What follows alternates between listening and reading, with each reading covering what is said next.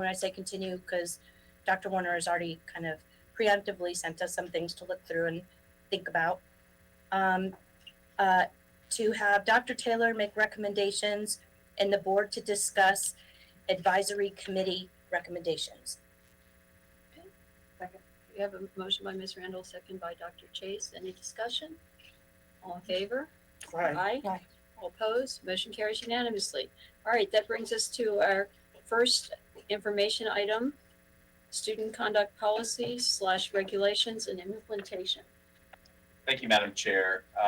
First up, Dr. Jones has a presentation on our student code of conduct and the application of our student code of conduct, and we'll go from there after his presentation. Good afternoon, everyone. Hello. I'll preface this by saying that this is also something we cover with principals and assistant principals during our summer leadership academy. Okay. And you know that the student code of conduct is it's a policy document that provides guidance, and it provides guidance on how we manage student behavior. So we kind of entitled this, a practical approach, because that's what's intended. I think that's what you're intended when you approve the code of conduct. So let me see if we go to the next slide. So the main thing is that the student code of conduct provides parameters for managing student behavior with the ultimate goal of changing student behavior.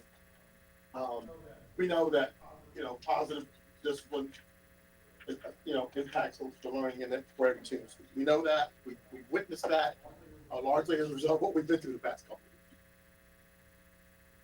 of years. So part of what we did when we met with principals is we revisited the things that are actually in the code of conduct. And you're very familiar with the school principal has responsibility and authority. And the key word here is reasonable judgment. There are parameters that enable us to make decisions that are best for students in terms of managing student behavior. One other piece, go to the next slide. One other piece that's in there is that ultimately we always want to partner with families. When we're working with the child, it's a partnership. And so parents do bear a tremendous responsibility when it comes to their student behavior at school. And so what we know that when a student's really struggling, we want to ensure that we're engaging that parent to help us address student behavior. And so one of the things that I will acknowledge that others may, that we really need to do, so this is a sample of, so how do you know how to behave at school? And I'll use the kindergarten example. In elementary school, we teach kids how to do everything in elementary school, right? Often as we go through, we're not as explicit about expectations. And you know that, Ms. Randall. Yeah. So one of the things that we've asked our schools to do this year is to really be very explicit about the expectations we set across the school, particularly in these areas, classroom, cafeteria, restroom. And this is a matrix of what our schools are developing, but these should be posted in classrooms, in the hallway, in the cafeteria, so that students know and can immediately look at what they're supposed to do in terms of expectations. We do that with our own children. We're very explicit with our own children. We ought to do that when we have large numbers of children in school. So this is an expectation that has been set for schools for this year. Dr. Jones, do you want us to hold questions until you finish? If you don't mind. Okay, I'm just going to what slide number is that? Number 5? This is 5. Okay, thank you. So go to the next slide. So again, the recommendation set for schools this year. Intensively and intentionally defining and teaching expectations. It's a process, not a curriculum. And it is a paradigm. It's a little bit of a paradigm shift.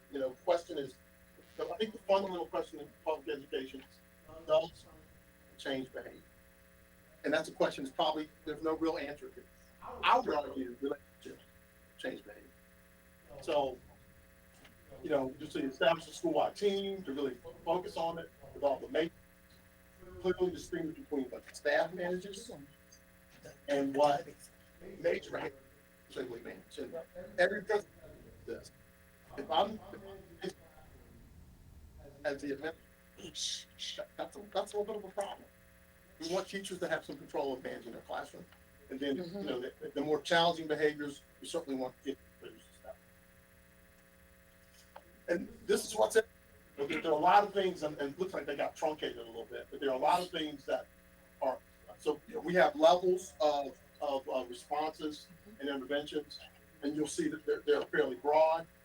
You see, go to the next one. So level 2, and you always see in each of these, you will see, you know, some focus on contacting parents.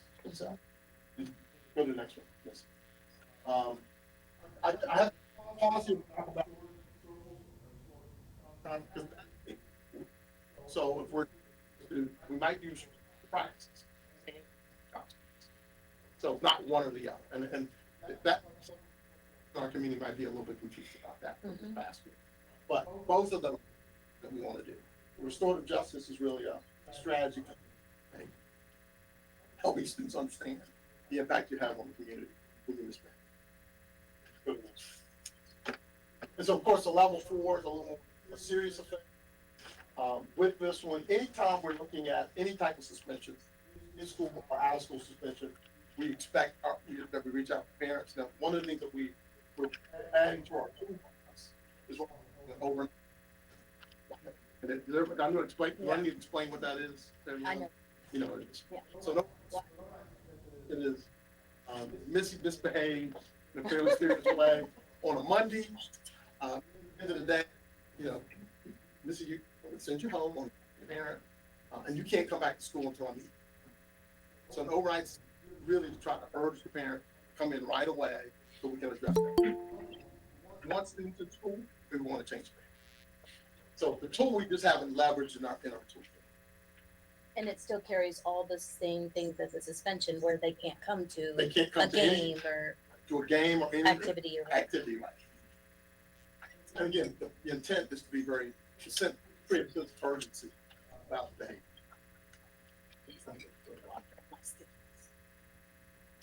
And of course, this is the level 5 suspension, which, you know, typically at this point, you know, we have Lisa Boatwright involved perhaps, because these are very serious consequences. Hopefully we don't see many of these. If we leverage all those other tools, we should, you know, minimize the extent to which we see. Next slide. So again, a reminder of what the expectations are for this year. Let's define the minimum expectations for students. Let's study our data. Here's what we know about what happens in the school. During transition periods, it's typically where you're going to have problems.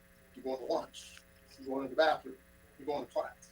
Typically, when you have students moving, there are more students. There may be some conflict. When students are in small groups in classrooms, you typically don't have problems. So we really ought to pay attention to that kind of data in school. And then we should monitor that on a continual basis throughout the school year. So just kind of, you know, just the closure, you have to reset it, being very clear about what they are. We do suspend students. May not have done it in the last couple of years, as we've accustomed to, but we do suspend students. And we should leverage that as a tool, but we should never do that without partners. So that community is really critical. You see the overnight here, and just reemphasizing that restorative justice is a tool. This is a really 80 should be a and then we have to talk about buses. And bus is community needs to know that riding a bus is indeed a privilege. So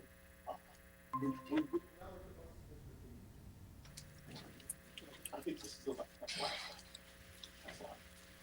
So just kind of a review.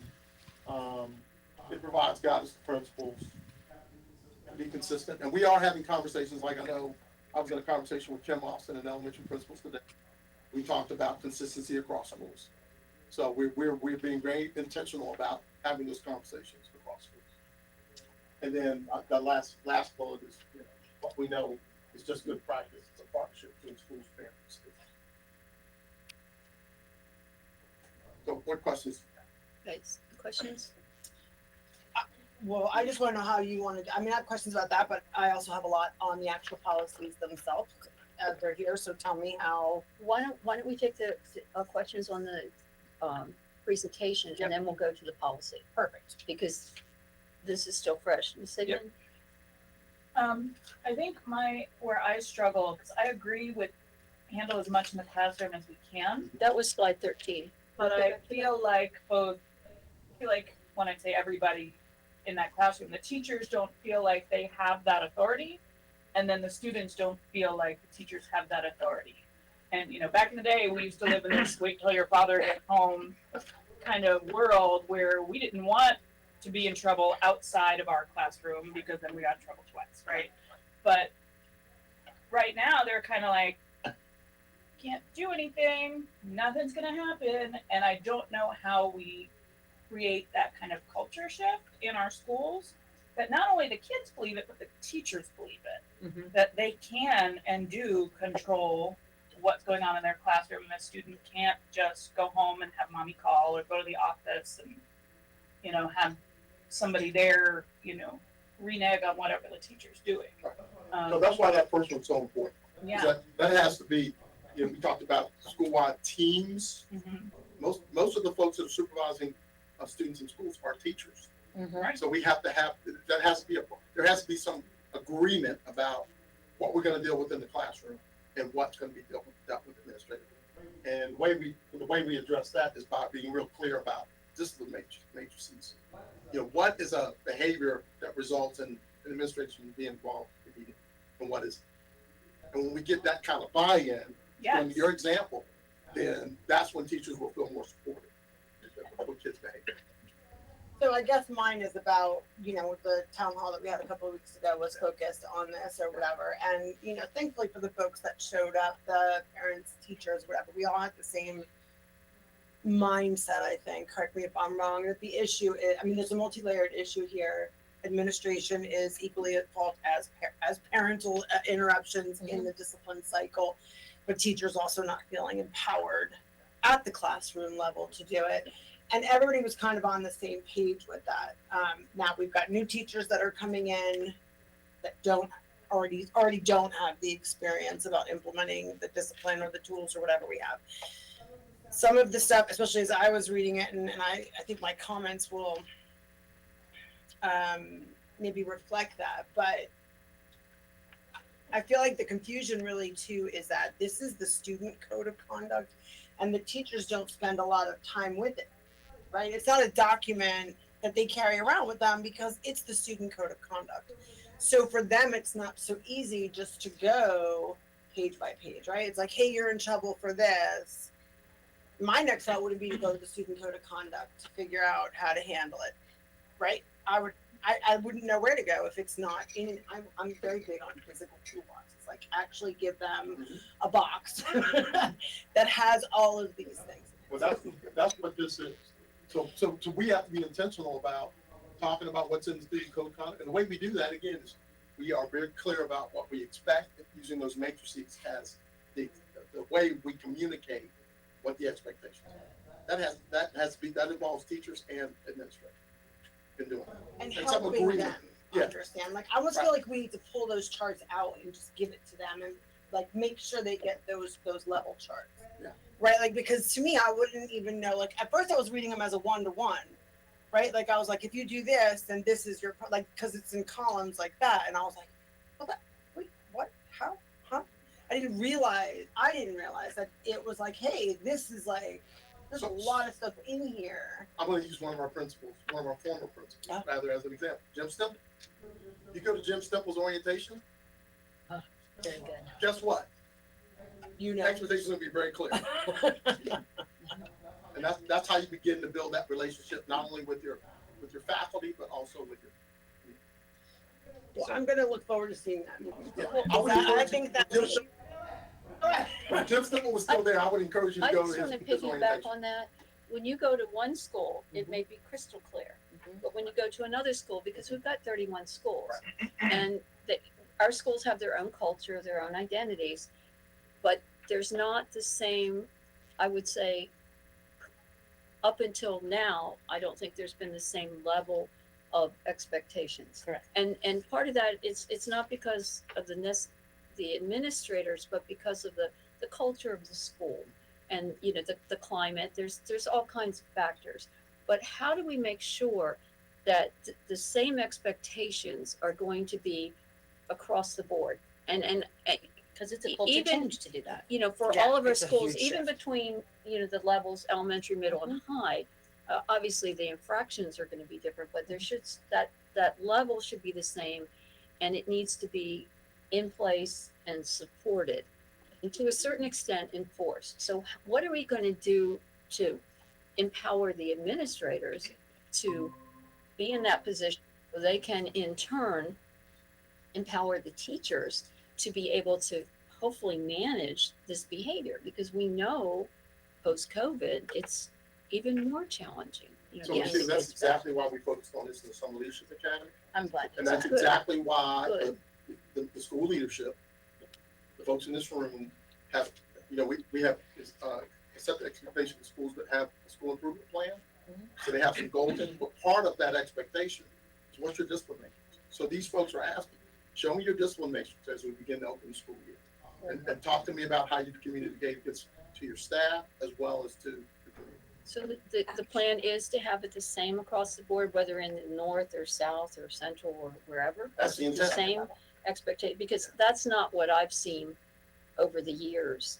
And not that necessarily one's better than the other, some may be more effective, but it's really inequitable to our students and our teachers to have a different standard, you know, for that expectation.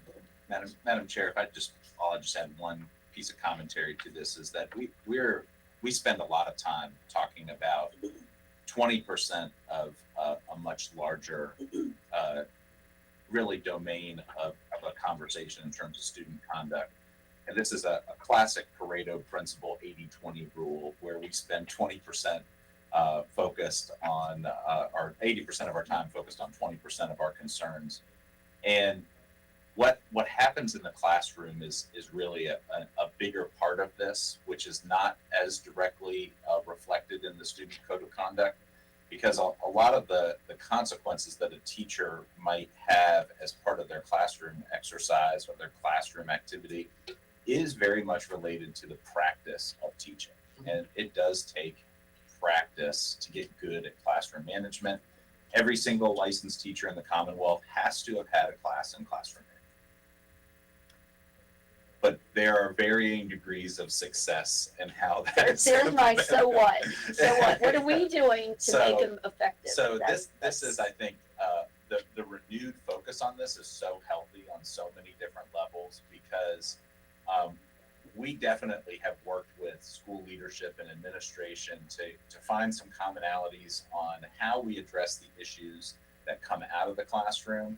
Another layer to this where we really could invest a lot more time and energy is in the professional development that we offer to classroom teachers about how they handle the other 80% of issues. And that is probably the biggest boulder to move. I think we have tremendous faith in the consistency between school administrators in trying to implement things consistently when they're all on the same page. It's a little bit harder with a faculty of 100, because every time we introduce a new teacher or a new administrator, we're introducing a new variable to a complex situation where some things may be loose versus some things may be tight, depending on what that teacher is.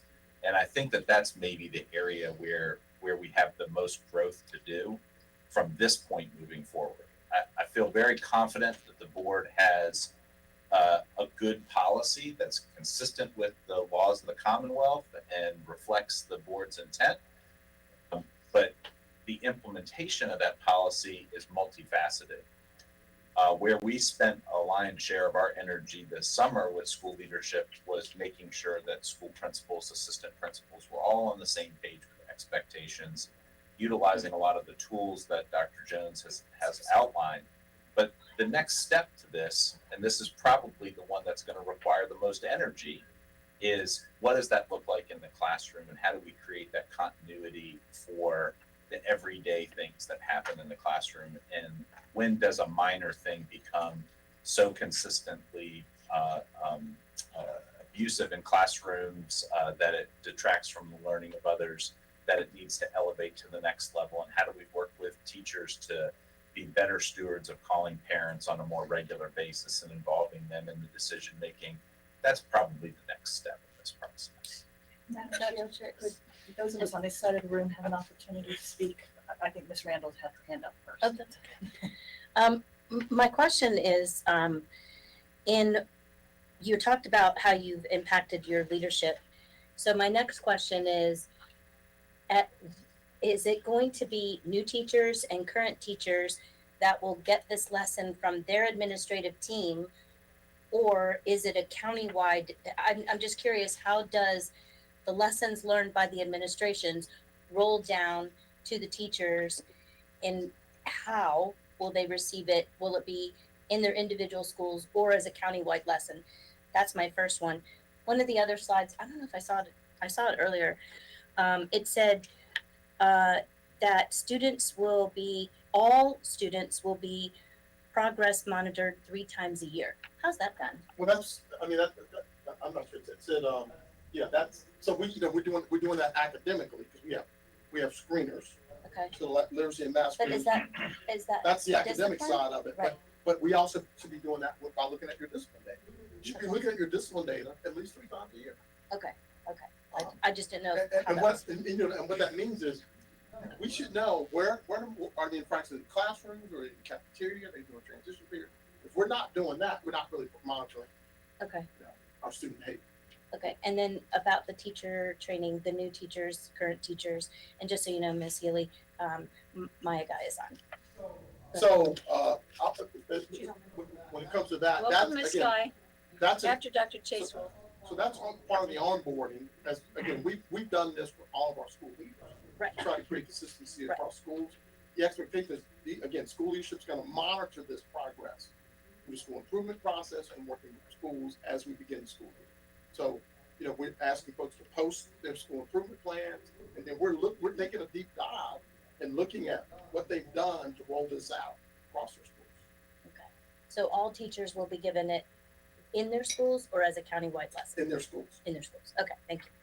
Dr. Chase. Yeah, so, in meeting with principals, I just want to say how impressed I've been with their discussions about dealing with discipline and some of the things they've been talking with their teachers about. I do agree the big challenge is we have so many brand new teachers or teachers with only 1 or 2 years of experience. And one of those years was kind of remote, that it's going to be a lot of work.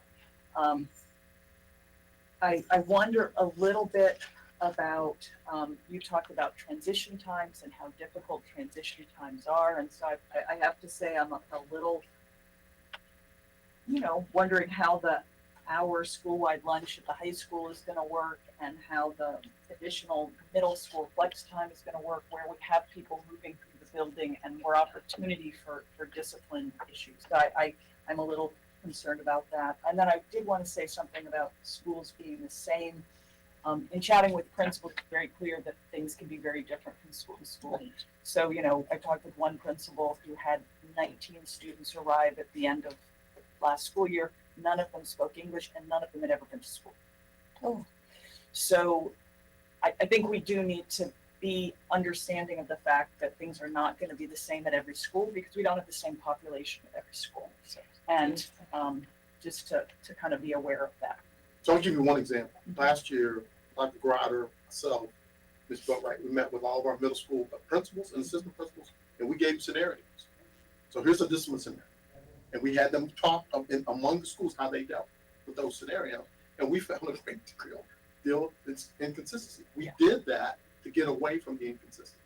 So it's that kind of professional learning and that kind of time with principals that helps us have more consistency, across schools. As far as the transition periods, I'm going to talk a little bit policy here. Supervision means everyone's out. So if everyone's out, you have supervision. And what we know is the oldest rule of discipline is proximity. So we have to be, everybody's got all hands on deck all the time, especially during transition. Dr. Nichols may want to speak to the 1 hour lunch, but that 1 hour lunch requires everybody's out, everybody's supervised. Often what happens at a large school is you expect the administrators, and Jim may be able to speak to this, you expect the administrators just to supervise. Well, that doesn't work very well. Everybody's got to be out. Let's see, Yeah. Dr. Chase, did you have anything else? No, mine. Miss Guy. Yeah, and then I Right, just, then I I go to guess mine. the last thing is just, one of the things I heard was a little bit of concern about teachers not enforcing the rules to the same degree. So, some teachers, the biggest way to handle discipline is to have a really engaging classroom. Right. And that's a lot of work. And so when teachers reward students by allowing them to listen to their music on their smartphone during class, but another teacher follows the rule, which is you're not supposed to have your smartphone out during class, it kind of undermines things for that other teacher. So it was a little concerning to hear that that's still going on. Well, Ms. Guy, before we come to you, I just want to follow up with Dr. Chase. I understand what you're saying about different populations in Sure. schools, but are you suggesting that the expectations should be No, different for all absolutely schools? not. Nope. Okay, No. so I But I'm just saying wanna that- make sure that we're clear. how it will look may differ from school to school. How- And it how may would it be look? difficult for a principal to manage what we're asking if you have a school with a much more challenging population. I mean, you can have the expectations, but if at one school your teachers are able to handle it, it's a relatively low level of issues happening, that's gonna be one thing. If you're at a school where it's a lot more, it may be more challenging. That's all I'm saying. And then I would expect in a case like that, that administrator would go to his or her supervisor and say, I need some help, or I need assistance, or, what can you do to help me? But we all agree the expectations should be the same. Yep, absolutely. And well, I'll follow up on this after. Miss Guy, do you have any comments or questions? No, I'm listening, and actually, some of my comments or questions, I guess, were already said. So I think I'm on the same page as some board members. So I'm good. Thank you. Okay, well, if anything comes up, just kind of chime in. We Yeah, no can't see on problem. the screen, so we're Okay. glad you're here. All right, we're going to start round two. Well, this is Ms. Halsted. more two things I want to talk about. Going back to what Dr. Chase was talking about, the different sort of same piece. So really, then the quandary is finding consistency with the discipline across the board while allowing some of that autonomy to stay in place, right? That means that, and the way I see that is that those levels of consequences that are in there, there's so many different options of them to take, for them to take, I should say. Hopefully, if those consequences, for lack of a better word, are robust enough, then it helps with a little bit of that, right? Because then the teacher could go in there and say, okay, they picked this option for that student, which leads me to the number one thing, which someone that I've come to very much respect and admire over the course of the last 6 months mentioned at our town hall. It would be nice to see a database of infractions, sort of the number of times these kids are coming across these infractions, and then drop down menus for everything, right? Like if we could create this, it could be something parents could access, principals, so that questions are easy. They'd be much more manageable at the classroom level too. And I'd like to see this board sort of empower that to happen, a place where the teachers could go in at the end of the day, give them a little bit of time to think about what that consequence would be, right? Because I don't know what their schedule would be like. But I think we should start a discussion about how do we really track what this is happening? How do we design the easiest thing for our teachers? Because nobody wants to give them more work. Nobody's looking to make them have to go. And I've spoken to a few principals about this too, and they love the idea. They're so happy this conversation is happening. But no one wants the teacher to be like, okay, you got in trouble, hold on, put my iPad out and go into our database and get that out right now, But it might be infinitely easier for the teacher. She's got the fallback. She's got this mechanism right at her fingertips to say, okay, let me drop down. These are my consequences. It wasn't so bad. Let's talk to him about this. I think a lot of these teachers just don't know that. And we're a database-oriented, cloud-level society. So I think we should consider that. Paradigm shifts. They're fun, right? Change. It's very much like rebranding, your entire thought process, which isn't easy. The number one thing that I keep hearing from everyone too, though, is the amount of excuses and justifications that were made because of COVID. So how do we stop that from continuing forward? that's my biggest question, right? Like, yes, we did all go through that, and now it's time for us to move on. And we've got many, many, many issues for our kids that we have to piece back together. And so I'd like to see us stop that conversation at the excuse, right? Not even conversation. Stop that excuse right in its tracks. Yes, COVID hurt us. That's behind us. The world's in front of us. So we need to put that out there. I think That's exactly why we have. as our yeah, rebrand. That's exactly why we're doing this. Beautiful. Yeah. All right, that's all I have to say. Ms. Sigmund? I just We'll go wanted around to throw this out there. I look at agendas for neighboring county school boards, see what they're talking about. I noticed that Spotsy actually gives their board a discipline report every month. I don't know what's on it. I don't know what it looks like. I just know that it's on there as an attachment. Of course, click on it or see it. I saw the screenshot, but that, like, I'd be curious to see what, like, how they do that, what they're compiling, and whether or not they find that helpful, and like how that happens, and if there's a way we can make a similar reporting style work for us with similar, the information that we feel is, relevant to what we're looking for. I think, Ms. Hall, you could contact their clerk and see, of course, it would have to be redacted, we could see if we could Yeah, get, I just get want, a copy literally, I of wanna it see just to like find out headings, what it looks you know, like. empty bot, like the form they fill out every month, but with no data in it, and And just what that And might it's a look great like. point too. And one of the conversations I have just to kind of capitalize on that is this isn't just about, we're not just talking about negatives either, right? It would also, speaking to one of the principals about, I can't even track positive things really. Like, Yeah. you know what I mean? Like Yeah. it's really hard to keep track All of the time. each of the kids. So what if it wasn't a discipline database, right? What if it was something that included everything because really ultimately what you're saying is we're looking to make sure that we don't punish, that we encourage. That's our So job. part of the strategy is recognizing good behavior. Correct. And so it might be good to actually have that because hey, maybe it prints out a certificate right away to go home with the kid, right? Like because you We guys do that have in elementary, prefer but we M&Ms need it and for sixth lollipops. grades too. Well, you do. We Yeah. forget Yeah. big kids sometimes need that Still as kids. well, you Yeah. know? So I just want to make sure that, like, on that note, like, getting a good report as well to read might be nice to see too, right? Because it is easy, Thomas, you're right, to go to that 20% and be like, look at this discipline report. Everything is falling apart. And it's very easy to become little chicken littleish, but But I also feel like once we see, people feel like there's so much, right, but maybe when we see numbers it's and we're looking at it grand, big picture, like, yeah, we want less. We always want less. We want zeros across the board on discipline issues. But when we think about the number of things we see on a scale of 30,000 students, Mm. maybe it's not so scary, I guess, to see it when it's all laid out like that. But at the town hall, we had a number of teachers there. It was very good interaction, and thank you, Ms. Halstead, for chairing that and setting it up. One thing the teachers mentioned was, though, that sometimes their administrators discouraged them from taking actions that would be reported because they didn't want to have something come up on a report. So that's something we're going to have to be cognizant of. We are not getting a report just to see, how many got checked off, and we want to see the true picture.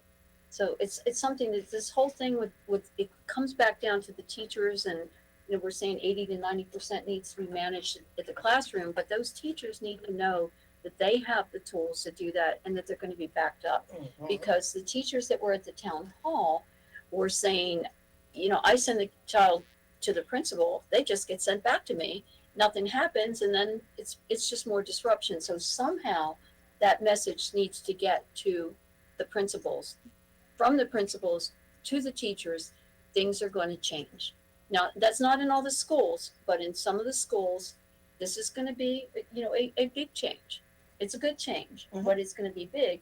But those teachers need to know, the veteran teachers, and of course the new teachers, they won't know any better because they're just, coming in. I just think this is really going to be important because we heard a lot of, I will call, discouraged teachers speaking, and parents, but because they felt that they had no control and that they weren't being backed up, and that there wasn't anything to be done, and that they couldn't even report a discipline because somebody didn't want to get that mark. That's why I'm talking about the uniformity, of enforcement. I'm not saying, all the cookie cutters are going to be the same, but there is a certain expectation across the board. I mean, if we can do this, I think it's great, but it's got to come down. Those teachers have to know and feel that they are supported in taking the actions. And as a parent, I always felt like, the board has these rules.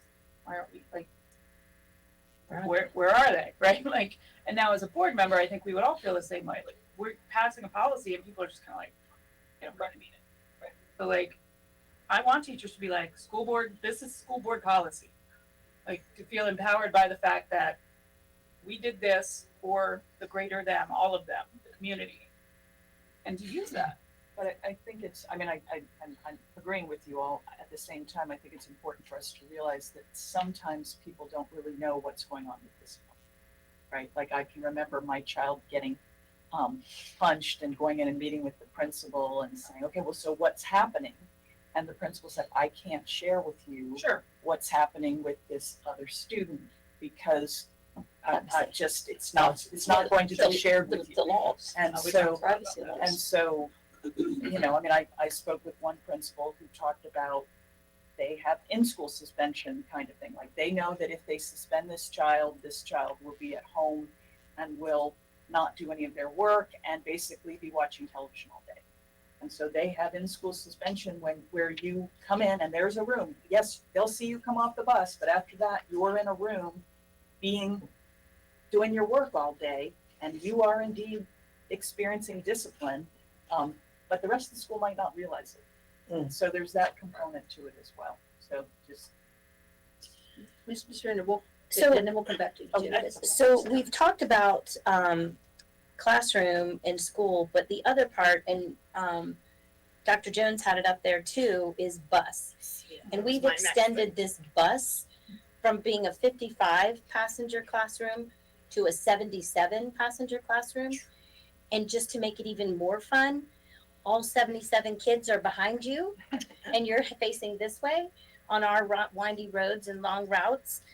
So I know that bus drivers, when they have conflicts, can sometimes ask for tapes to be pulled, but some principals are reluctant to help them and others are okay to help them. And that becomes an inequity piece as well. But you mentioned it up there, and this is where I'm fully supportive, because I really feel like it's pulling parents in to help us with the discipline, is remembering that, like you said, the bus is a privilege, and for students to be pushed off the bus sooner rather than later, for lesson learned quickly, but more than that, for safety. Like I said, we have extended that classroom from being a 55 to a 77.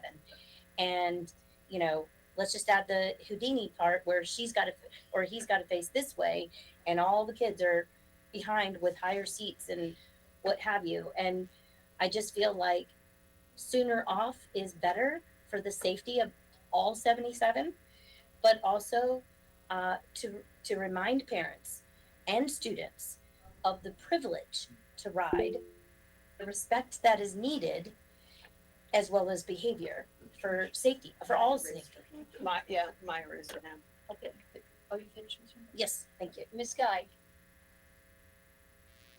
I'm agreeing 100% with what was just said. I just wanted to clarify, just maybe newbie, or maybe I don't remember what happened when Ms. Randall is saying we extended it from 55 to 77. Was that with buying bigger buses, or I'm just curious. Yes, All right. yes. Curious how that went. Okay, thank you. Okay. And Dr. I just have to Gertie, piggyback Dr. too and say, I still think bus monitors are the best Yeah. solution. Because they face them. Yeah. Well, and that's allowable now, right? Wasn't that a Yeah, thing we just don't have the before? budget for it. It's the Oh, finance. That's not volunteer. Okay, I'm gonna make a question. Dr. Jones, we talked earlier, we mentioned the buses, and clearly, if we're gonna be doing this rebranding, putting this new policy into effect, how are we going to make sure that that is uniformly enforced on the buses? Now, this is not the At bus the drivers. transportation This level. is the support they're getting from the administrators. And again, I'm not criticizing the administrators, but No. up to this date, there has been a huge difference of support for bus drivers, depending on where you are, and not intentionally not supporting them, but that the bus drivers surely have felt that they were not supported and that nothing would get done. At some schools it was, some schools it wasn't. They also mentioned how long it took between when the infraction occurred and when some action was taken. There was no, immediate response. So do you have a plan in place that we can That tie extends in to transportation. the Very similar transportation from- portion at the beginning of the school year? And how is that being communicated to transportation? So this same kind of effort to try to be real clear about expectations has to happen with our bus drivers. And I know, and part of that's our communication with principals in terms of working with bus drivers, setting expectations, pulling them in. Yeah. Let them be a It's part an of that. extension of their staff. Absolutely, absolutely. And So I just wanted to ask a couple But, questions. but he didn't answer my Yeah, I question know, yet. but can you include these two in on Okay. your answer, my two questions in on your answer? I'll Because I give feel my like best they're shot. all the same. I don't want you to forget her questions either, but I thought maybe we would just answer them all at once. And the first one really is I mean, can we send an expectation letter home to parents if the bus rules have changed? And that they need to be aware that suspensions are imminent if behavior doesn't change. And on top of we that, should already be doing that. well, right, so if we have, well, I was gonna say, if we haven't done that, Yeah. when would we do that? But then also, as you're saying, like, this is going to be the biggest shift that hopefully will change the mood inside the schools, because some of It's these the kids come first. off the bus amped. So So, I think your point is, we need to be very explicit about setting expectations and what we communicate to parents about the privilege of riding the bus. right, And so those are all efforts that we're undertaking. But we can do that in a positive light. So Sure. we want to, maintain, this calm environment, when the bus is as well as in school. But if the kids are all wired up before they even get to school, then that makes it harder, I would think, for them to sit down and start dealing with the schools. But it needs to go out before the school year starts, or at least at the back to school night. If we don't do it and have the consistency, it's not going to be effective. And I think the bus Day one drivers versus would one be day. very grateful for this, and it may even help us in retaining bus drivers. It may Mhm. cut down on some of that Mhm. 10% absentee every day, that we have. So if we don't have a plan right now, we probably don't have time to discuss it anyway, because we've got a couple other items. If we could get that maybe in one of the memos, the Friday memos, as to how we're going about it. This is good news. we're making changes. Yeah. I am, Let's spend about 5 more minutes on this, 6 more minutes, and then move on, because we've got some other important things to talk about as well. Oh, well, let's finish on the presentation, then we'll spend some time on that. My quick question, this came up at the town hall as well. To get to my kids' grades and parent view every year, I have to approve all the codes of conduct, student code of conduct, all that stuff. Is there a way to put that on the bus app, the bus code of conduct, so that parents are essentially required to at least acknowledge it's there? Yeah. We can only hope that they read it, in order to get to their route. It should be a If very it's not simple. there, Yeah. we're walkers, Yeah, we haven't yeah. ridden a bus Should be a very yet, so. simple task for us. I wonder even more so to get them to read it. This would be so obnoxious. Glad you're asking. Well, I know, but I'm saying there are certain apps out there that you have to you read a paragraph and you have to initial that Well, you have to paragraph. scroll down. Yeah, it's. You have to scroll down. Well, wait, but until you how have many to read user it. terms of agreement have you been like, uh-huh? Well, acknowledgement. Yeah, But- Acknowledgement means all the you've way read it. down. But at least Yeah, well, you know that's that true, it's there. that's true. Like, okay, Which means you acknowledge it can happen to you. you Right. knew that there was a bus code of conduct. Okay, any other comments on the presentation? My kids don't. I'm up again. Bummer. Okay, Ms. Guy, did you have any final comments on the presentation? Okay, now, Ms. Halsted has a number of, are these comments or questions on the?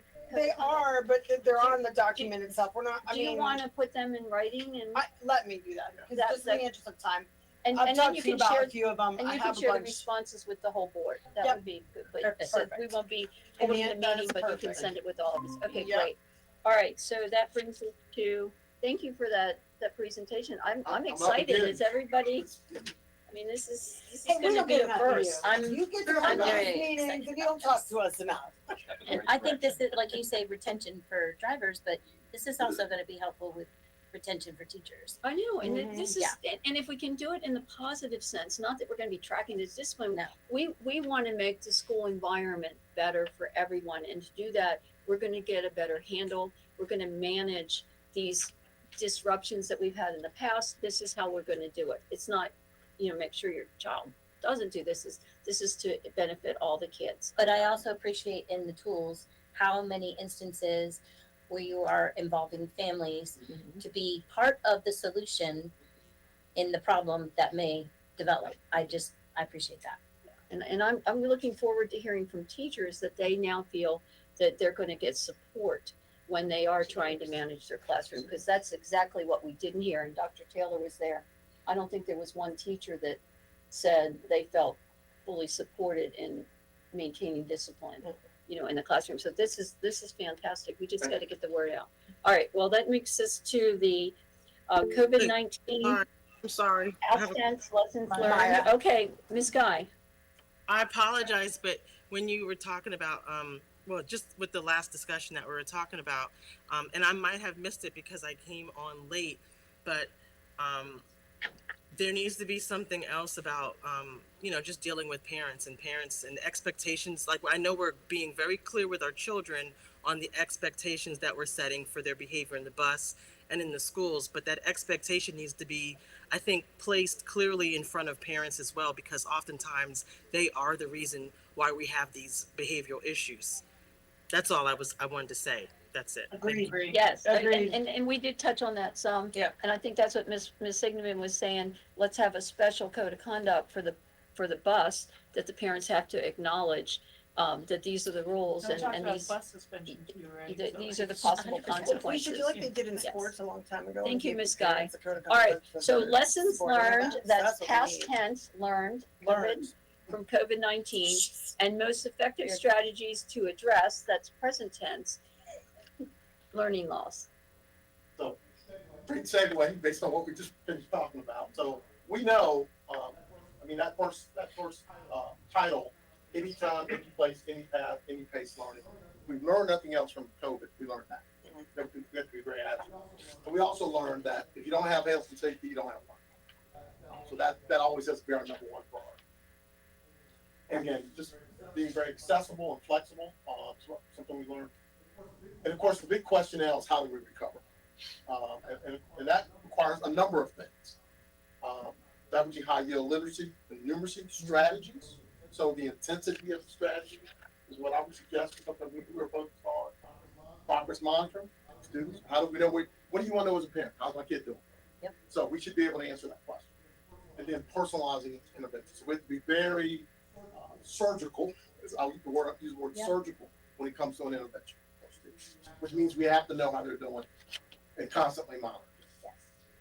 Of course, you saw the superintendent's recommendation too. I don't want to Yes. overlook that on this presentation or the other.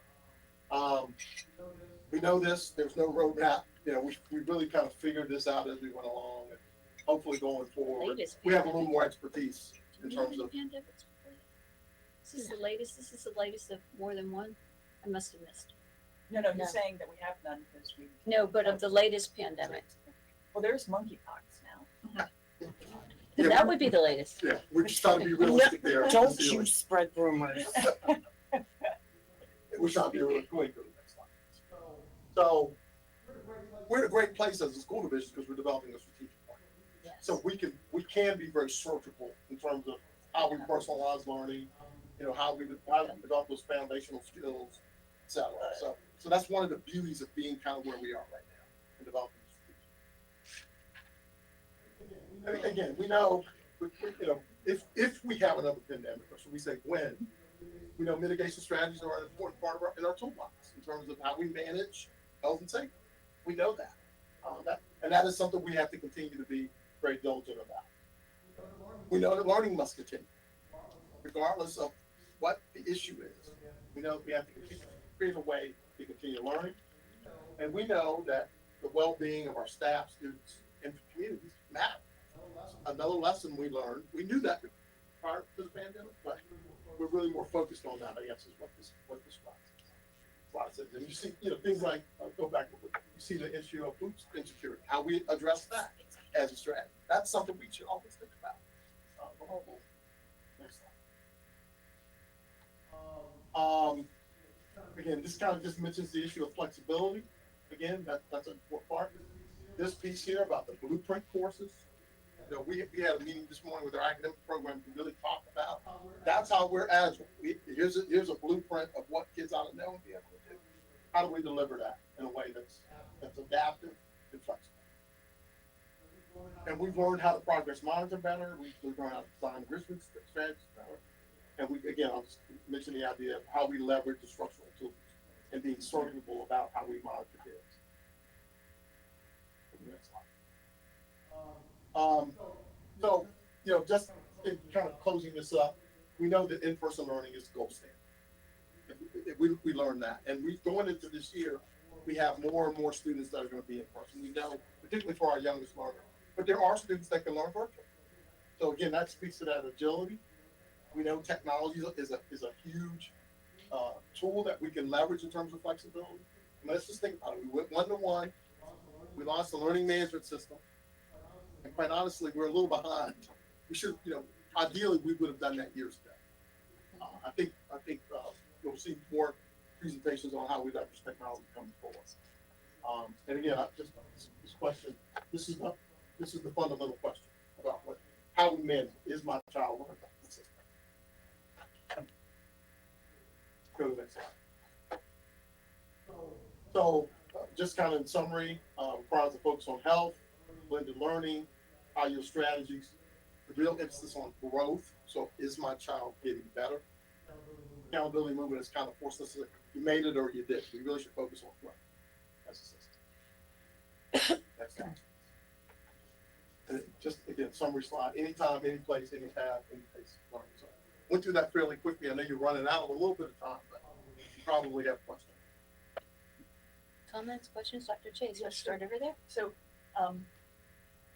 I know, when is the ESSER money gone? So when is the money for the additional paras who are providing this tutoring and stuff for our students in elementary school? When is that money finished? So we have all the paras for all of this year, and then next year we have half of the paras as we kind of phase them out. Okay, So it's for next school year. 2023, 2022, 2024, 23, and we 23. have half the paras. Correct. Okay, because I was just not clear. And then what about summer stuff? Are we doing summer stuff next year as well? We will always have some kind of summer program. Will it be as robust as it was the last couple years? Not likely. Next year, is it going to be a little more robust, or will we not be using any extra money for the summer program next year? It's to be determined as to whether or not we'll use ESSER money for summer school next year, but we will always have a summer program, and it will definitely be robust, but whether it's financed by ESSER, to be determined. I just asked because I had heard from a couple of principals that, not in the elementary, but and maybe some of the elementary too, that the summer program has been just very sort of generic. And so if you have a student who's really struggling just in math, for them to come do this very general summer program is perhaps not as effective a strategy as, say, let's focus this student on math, let's focus this student on English, or whatever it is that they need to get better at. So I don't know if we're doing a summer program next year and whether we want to look at trying to make that a little more directed. And those are. Yeah, well, we tried to focus on enrichment as well as intervention the past couple summers. Ms. Randall.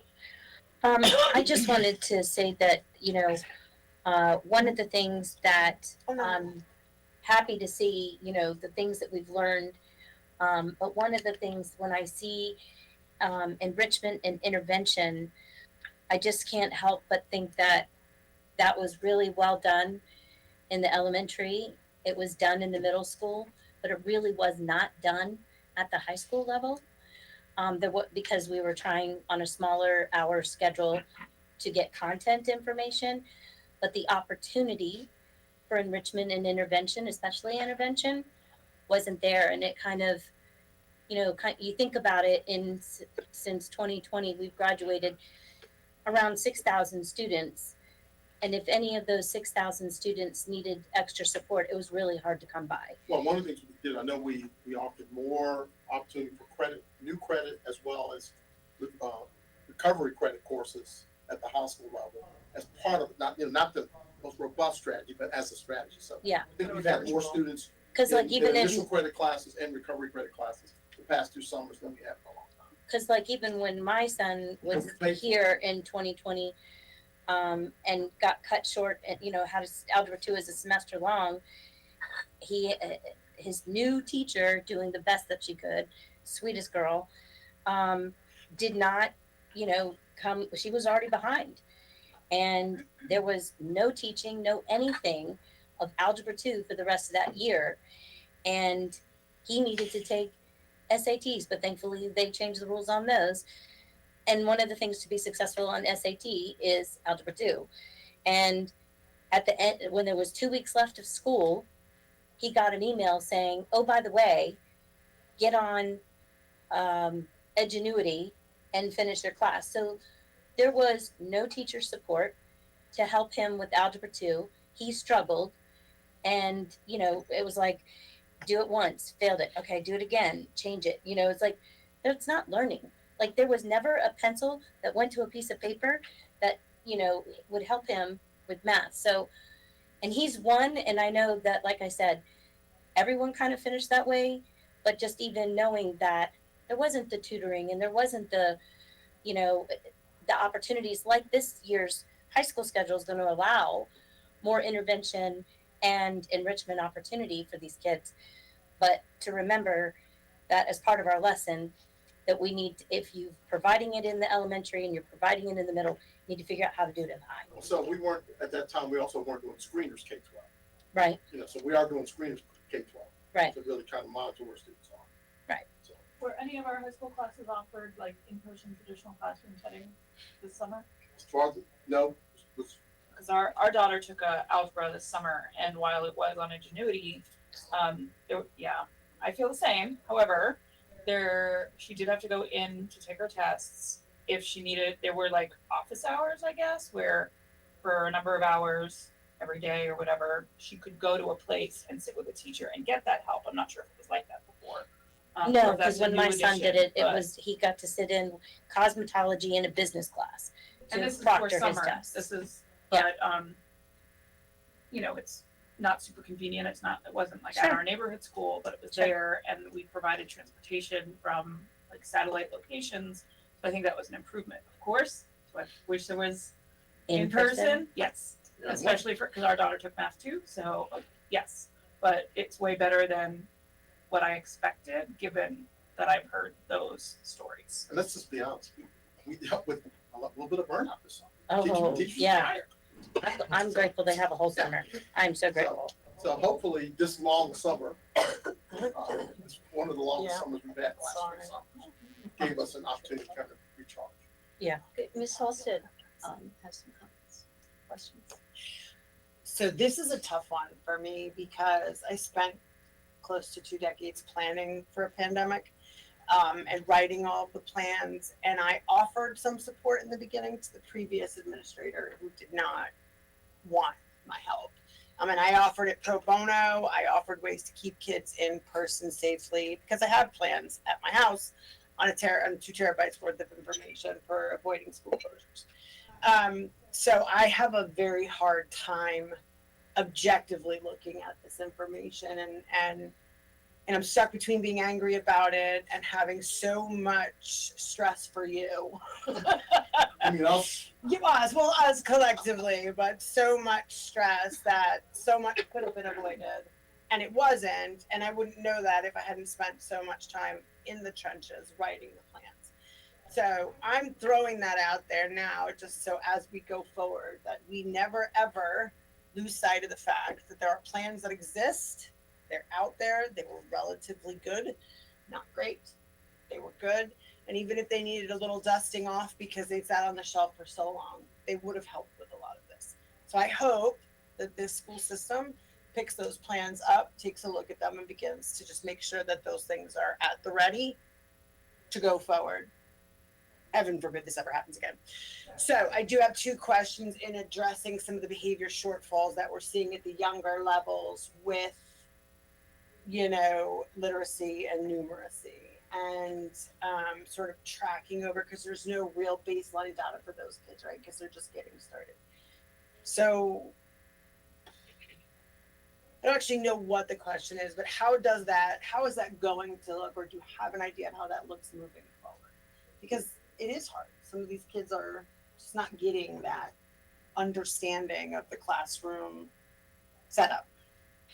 So I'm asking how we track. Now we're looking at putting pieces back together, right, for kids that were already in school when this happened.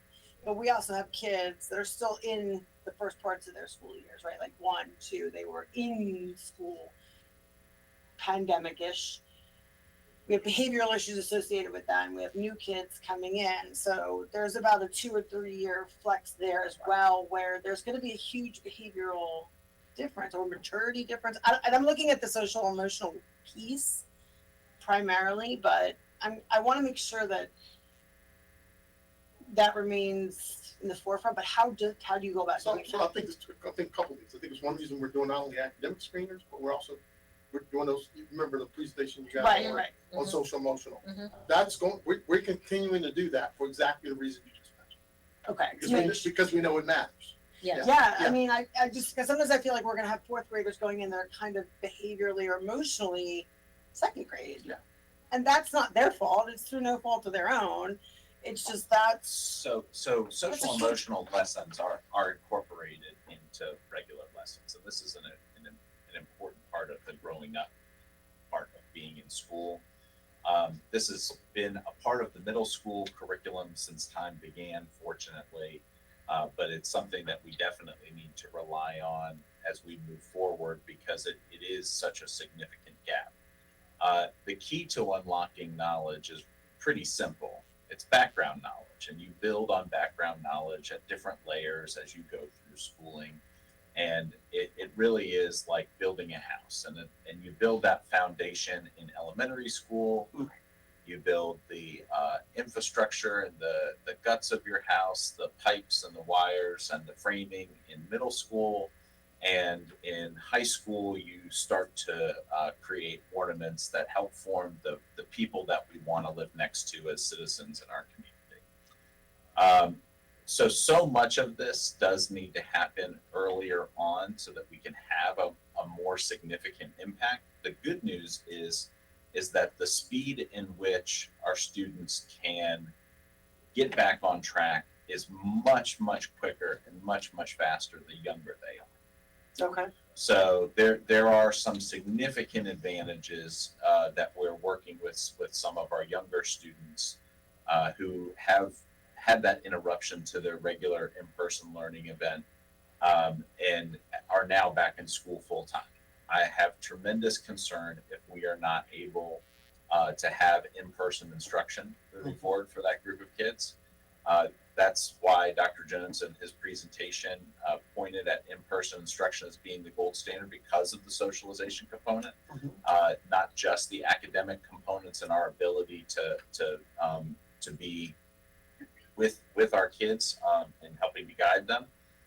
We had tremendous concerns about our students who were in the second half of their high school experience that left us, because the gap that they have is going to be significant moving forward. As time will tell, that is not our burden at this time. Excuse me. My burden. I'm talking about Oops, that. it is yours. I totally get Yes. And I've It noticed is it. Ms. Guy, do you have any comments or questions? No, I do. I don't mean to pick on you. I just want to make sure you have an opportunity because we're all chatting away here. I have everybody's cell phone. If I get passed over, I'm texting. Oh, God. Okay, well, yeah, you know not to do anything with me because I pretty much turn it off. I got it here, but I I got Missy on speed dial, so I'm right. Okay, Missy, if Miss Guy raises her hand, electronically, just give us a in-person one. Okay, Miss Randall. Okay, and it's going back to similarly here, but I didn't see it up here, and I have spoken with you about it too, is the executive function piece. Because, and of course, then that is where those 6,000 kids that have graduated and that sort of thing. And I know you and I've talked about it, and you have some ideas, but I just want it shared out. Is that, you know, part of what we had seen last year that made it feel like 2 years for some of our teachers, of course, was the concurrent learning, but also the, or teaching, whichever seat you sit in, but also the executive function piece where kids just didn't know how to do school. And, you know, I remember from when I was teaching at Point that if I had young 9th grade boys that, you know, and I you know, the July, August birthday, do you hold them? Do you send them? September, you know, I held mine, but, you know, you'd sometimes see like a little pocket toy or something, and you're like, dude, you're 9th grade, that we don't do that. And so it's just kind of learning how to do school. There's the academic, the social emotional, but just learning how to do school. Turning assignments in means you don't do it the morning of, 5 minutes before, and then, you know, that there's a process that goes into getting things done, how to take notes, how to study for a test, and, you know, all of these things have just been kind of pulled back, scaled back, because we were trying to get content up front and safety and health and things like that. So I'm hoping as a lesson learned that we need to remember, you know, if we stop or whatever, that we have to remember to go to teach kids how to do school again when they've had So, time Madam missing. Chair, may I just add one thing that Yeah, I just piggybacks wanna on this, ask. which I think is really important and such a great segue into superintendent comments this evening about our transition day. Good.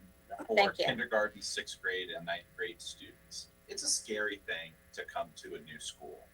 It's a scary thing for parents. It's a scary thing for our students. It can even be a scary thing for some of our teachers. If you're new to a space, there's new expectations, new friends, a new layout, a whole new learning style.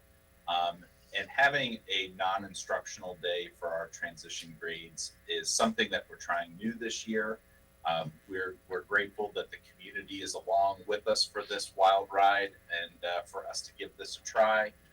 We're very optimistic in our principals' estimation as well that this will be a success, because we do need to teach our kids how to do school, and we especially need to teach them how school works when you transition levels. And this is something that we're going to have to spend a lot of time in, not just on one day, but throughout the entire time that our kids are in school. But to have that initial start and to have that initial opportunity to lay the foundation in a positive way really is a huge advantage for us, and will give us a jump start in helping to reteach some of those executive functions. So Did you have, let me just, Dr. Chase, did you have anything? Because we're gonna wrap this up so we can get to our last. I just wanted to item. ask Ms. Randall if you minded sharing the story about the 500% increase or whatever, Oh, just as a matter of so, giving you an know, idea of how important it really is. you know, I like to get things in, and sometimes I don't get it in one. So I get the little rock, I get the stone, I get the brick. But then when I sat, you know, I have my own struggles with my own son, with his issues in high school and what have you too, my youngest. But when Sarah was talking about how disappointed she was with some of the end results of the class that she taught, and then when we were doing strategic planning, and one of the things that she mentioned also as a focus was the executive function. I went and took my son to freshman orientation, and I asked them, I said, what was after COVID like for you at the university level? And one of the things they said to me was that the level of students that required student success center, student writing center, math, career, just even social emotional help, all of that increased at their university by over 500% in 1 year. And so if that's what it's increasing at a university level, when we just graduated these kids out, like I said, not always getting at the high school level, not always the support they needed. It just goes to show, we're moving things along, but we got to remember at the other end, similarly seeing what they're getting at the university level with these Jobs. kids. Showing up for work. So yeah, Well, or not. Right. And I think it all ties back into the beginning conversation we had about discipline and teaching rules and limits and boundaries and all that other stuff with everything going straight from school. Some of them aren't in college and don't have access to those resources. They're just in the workforce and they don't have a sense of, it's really kind of sad to see. Not sad they're coming to me, but like I have kids in my work that come to me because they just don't understand why they can't not show up for work one day because they don't feel well Come in late.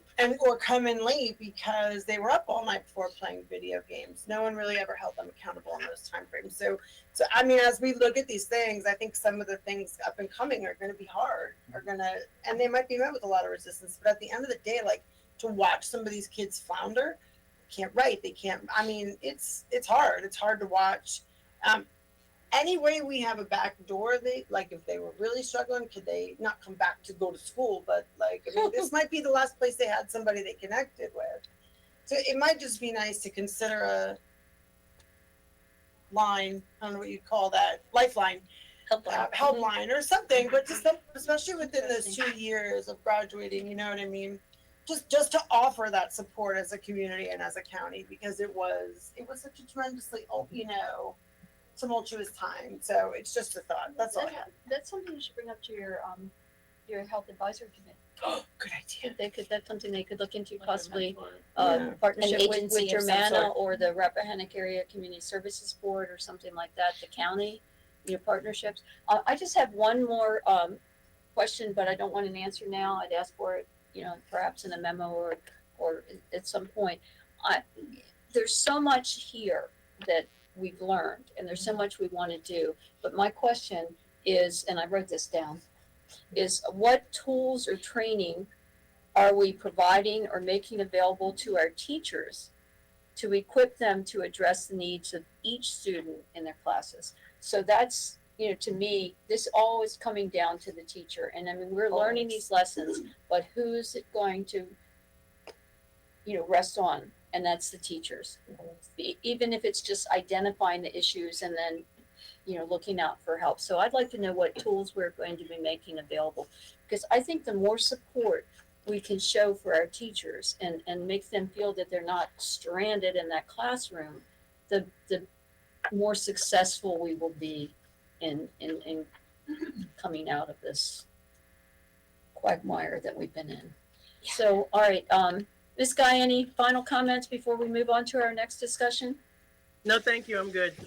Okay, all right. Well, we're doing great on the time. We've got about 17 minutes. If we want to go later, we can go into our dinner time.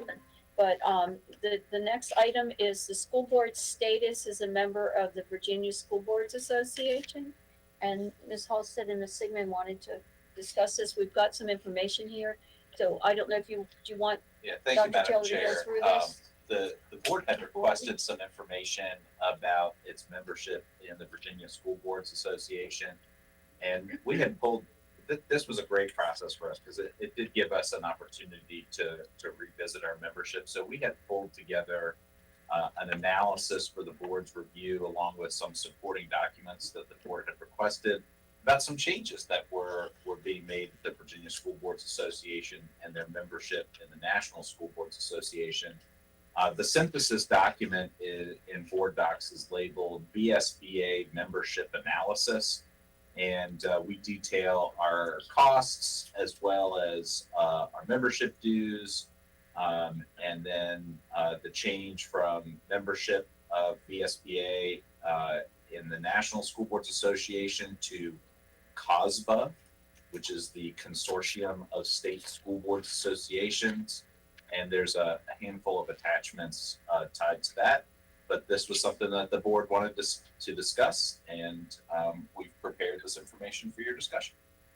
Do you want to start us? I was gonna say, I would be happy to.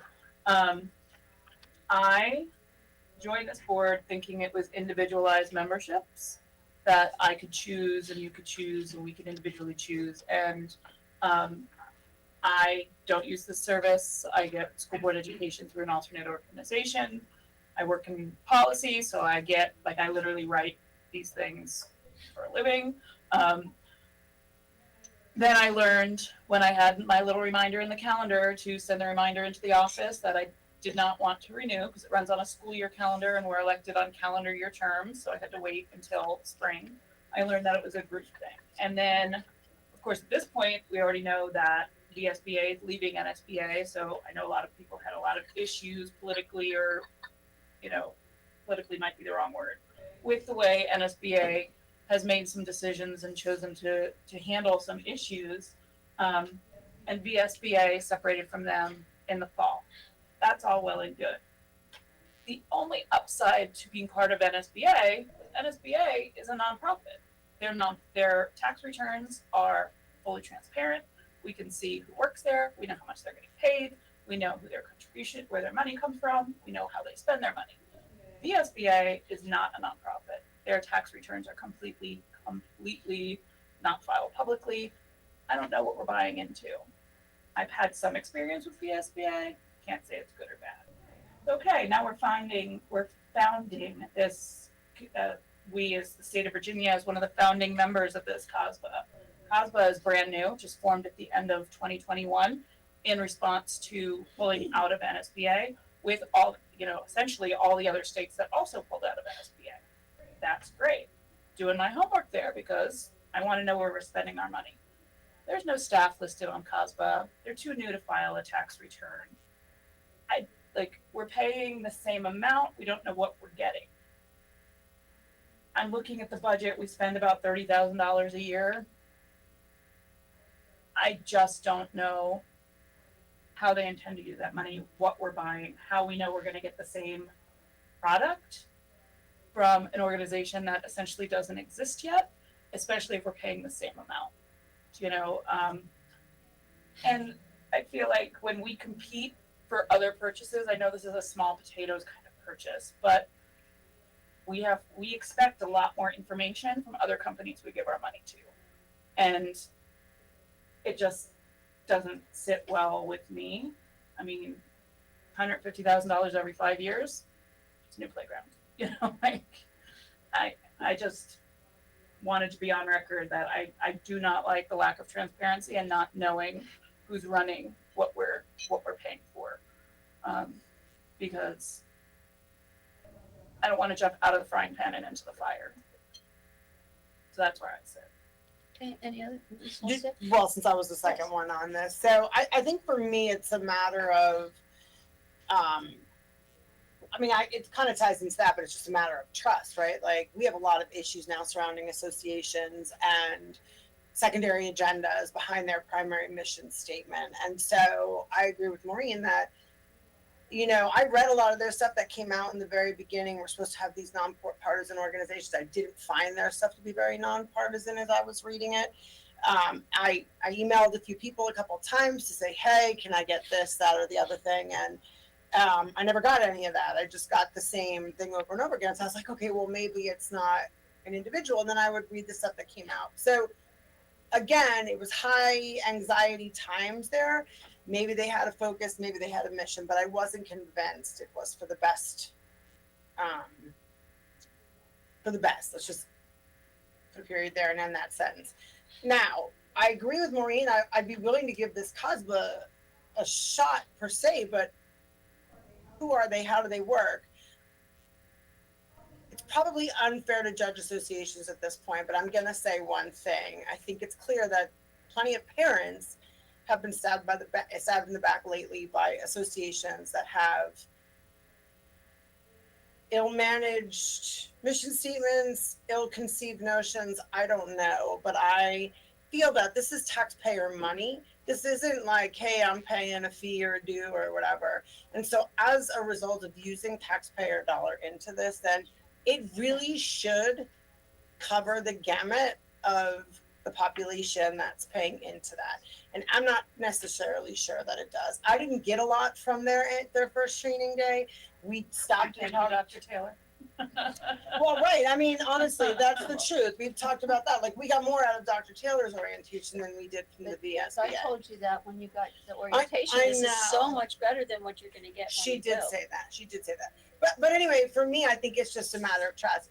They've not done anything that has wowed me one way or the other. That I feel that it's like going to a really expensive restaurant. You feel like, oh my god, this food's gonna be so amazing. I can't wait to eat because it's a $50 steak, and it comes out and it's like this little tiny casino chip size something. And maybe you can cut into it, maybe you can't, but you're still stuck with the bill. It doesn't matter how it tasted. And so that's how I feel. I think, unfortunately, we have this struggle now in campaigns, right? I feel like this is what these associations do now. They campaign, and they campaign very aggressively in ways that I find to be very divisive. And so that's my issue. If I could see two sides of a coin coming from each of these places. Look, when I was in school for my master's, right, one of the big things we had to do was take a health issue that was super hard to deal with, right, and argue pro and con. So if you were for it, you had to argue against it. If you were against it, you had to argue both sides. Wow, that's hard. Really hard to maintain that neutrality, to be able to say, because you feel so strongly about something, right? But we had to do it. And so there I am standing up against an issue that I believe fully in, and I'm arguing against it, and it hurt my feelings. but what a lesson to learn about the beauty of compromise and neutrality. And hey, if I've missed it, show it to me, but I haven't seen it. So. And then, I don't know if it's appropriate to bring up, we have a digital public comment. There was a concern from a constituent who believed we were considering this as an agenda topic but they think that VSBA is there to hold us accountable.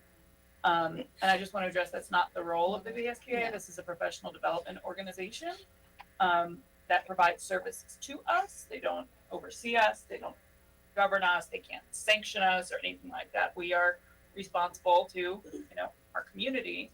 And by, the community is essentially who provides us the oversight, and the state, of course, by our bylaws and guidelines. Right.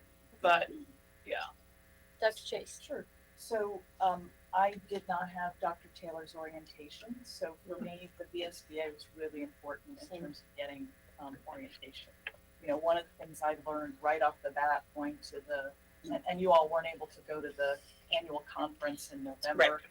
Right. But for me, it was very educational, like learning that I could not edit my Facebook page, that was against the law. I learned that at VSBA, that if I removed people's comments from my Facebook page as an elected official, that I could be sued. And so that was a useful thing for me to learn from them. Every year there's a legal section during that conference where they review all of the cases pertinent to education that have come up. And I wouldn't know about that otherwise. And that's a really important thing to understand as a school board member.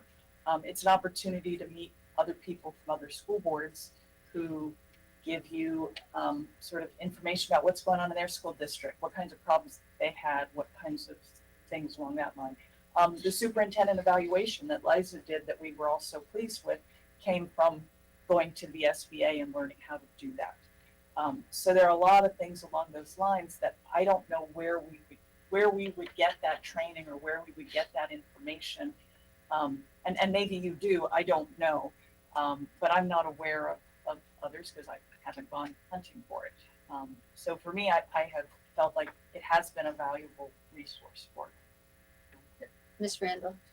I echo what Sarah said. I feel like you guys gave it a one shot at the SBA new training and haven't really got a true taste. I mean, you may have asked questions or you may have read things and you participated in something that was sort of redundant because, like you said, Dr. Right. Taylor, knocked it out of the park.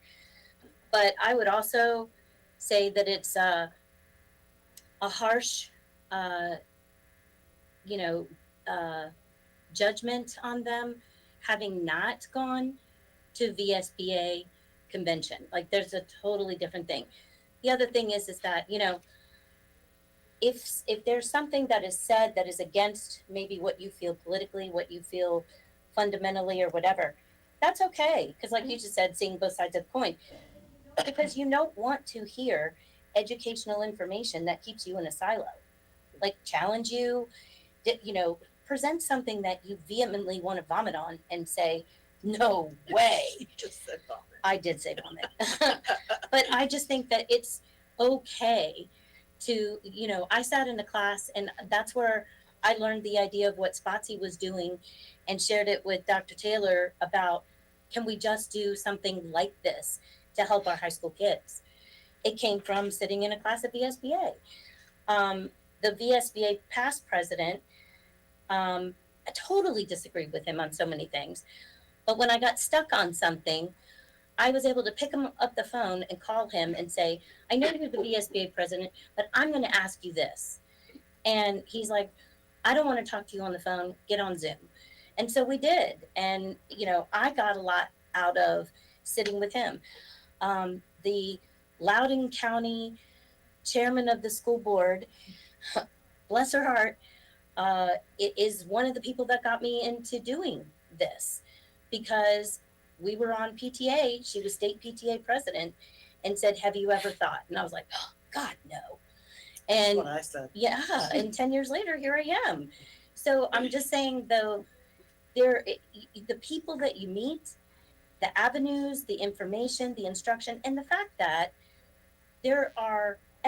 every district in Virginia is participating in it,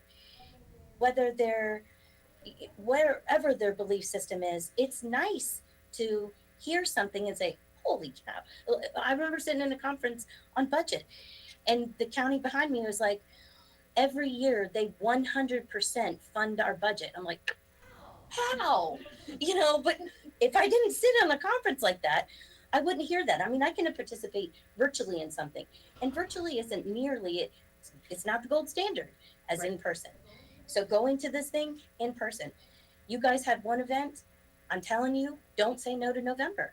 It's a very good opportunity. And if nothing else, let it be your litmus test versus your one-time training, your email or non-email responses. And just realize that you're going to meet all kinds of people for all different kinds of reasons. And it's even fun watching Dr. Taylor and Dr. Jones there, because who they run into, superintendents or principals or whatever, and you run and they introduce you to them. Now you're expanding yourself into a superintendent, and you're like, let me ask you, is it normal for a superintendent to? No, I'm just kidding. I'm just kidding. We don't do that. Never mind, this is a terrible idea.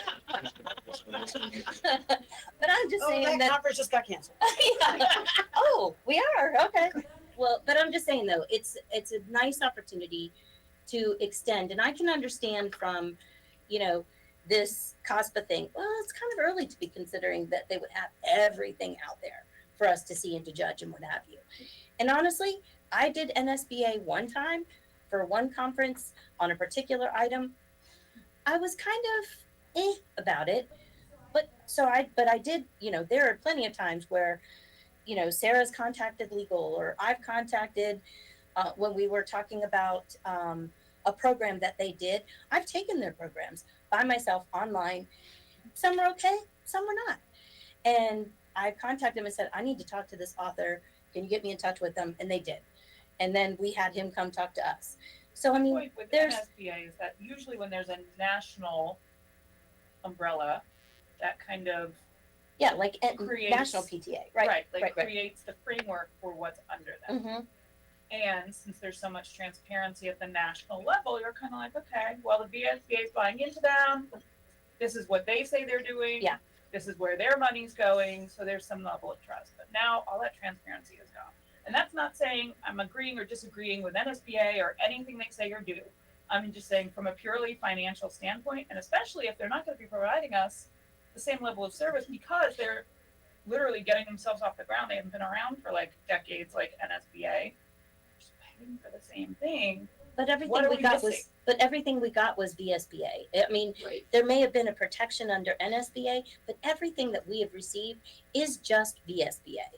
So I don't think we're missing something because NSBA was a choice thing. It wasn't like, hey, you guys all come too, kind of thing. It was out there. You wanted to do it, you could do it. But generally speaking, you weren't in the same proximity, the same rules, the same things that are, holding us in Virginia as what we get when we go to VSBA. So wait, can I ask a question? Because maybe I'm confused. So VSBA, are we paying them money and then we're paying No. COSBA money too? No, they We're don't. not, no. They VSBA assumed pays to The Yeah, COSBA. did SBA they is change? part of the TASPA, but Okay. I just want to make a point. As long as I've been on the board, I've never had any contact with the NSBA. But I have had contact with the VSBA. Mm. And I pick up the phone and any of us as board members and the staff can pick up the phone and call the staff at the VSBA. I've called because I've had some legal questions or I've had some policy questions and I just want to, to talk to them to find out, what are the parameters, from a legal standpoint. Now they don't always give you a real precise answer, but they'll keep you in the ballpark. But to me, it's not as relevant whether it's NSBA Yeah. or COSBA or whatever. My value of the organization is with the Virginia School Board Association. Right. And as far as I know, that hasn't changed. And really, if you look at that cost, I was surprised, and Dr. Taylor put it together for the past 5 years. Look, it hasn't really gone up much. Mm-mm. I mean, considering, how much does a dozen eggs cost now? Oh my gosh, the store is like $3. I remember when they're 59 cents at, at Walmart. But it's crazy that they are continuing to offer these services.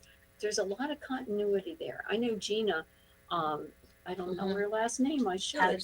Patterson, she's been there literally decades, and they're there as a resource. So I would suggest that you Yeah. consider, looking into what they have to offer. I don't at all look at this as a political issue. This is, to me, it's not political. It's what does this organization provide to Stafford County Public Schools, not just the school board, because I feel personally enriched by having this opportunity for professional development, whether it be at the conference or the seminars that they offer, and a lot of the webinars are free. And even Missy, That's a benefit. watching That's Missy right. bounce around at that, Yeah. uh, Missy gets to go to even the watching clerks. Missy bounce around in the room, she is a happy girl when she's in there. She's so funny. Right, because we they walk on- have Missy, training stop for talking, the I clerk. like But let me run back to the orientation. When I sat in on part of a day of your orientation from Dr. Taylor, Yeah. I was like, oh my Jealous. gosh. Yeah, I never got any. I didn't go. I know you I didn't. got none, but I came in by myself. I said, what you've gotten, you all could go and teach Oh yeah. the orientation at the VSBA based on what you got. So you really can't compare that. Let me go to Ms. Guy and see if she has anything. And then We'll get back to you yeah. to wrap up, and if Ms. Sigmund wants to say any final thing, we can, and then I think we need to break for our dinner. Ms. Guy? Hi. Yeah. I actually called them just to confirm that they were nonpartisan. Just to confirm that they would answer, any questions that we had. Some stuff maybe you can't find online. Trying to find out what their real advocacy is, and they were incredibly forthcoming and forthright. They were awesome. I thought the orientation was good, actually. I know that not everyone agreed with me. I thought it was good. Did I think it was better than what we got from Dr. Taylor? No, Dr. Taylor is an overachiever. Y'all know that. Like, he's great. So, and I think, he tailored it maybe to our personality, like what he knew he was coming into, and that needs to, like, they're doing a very broad thing.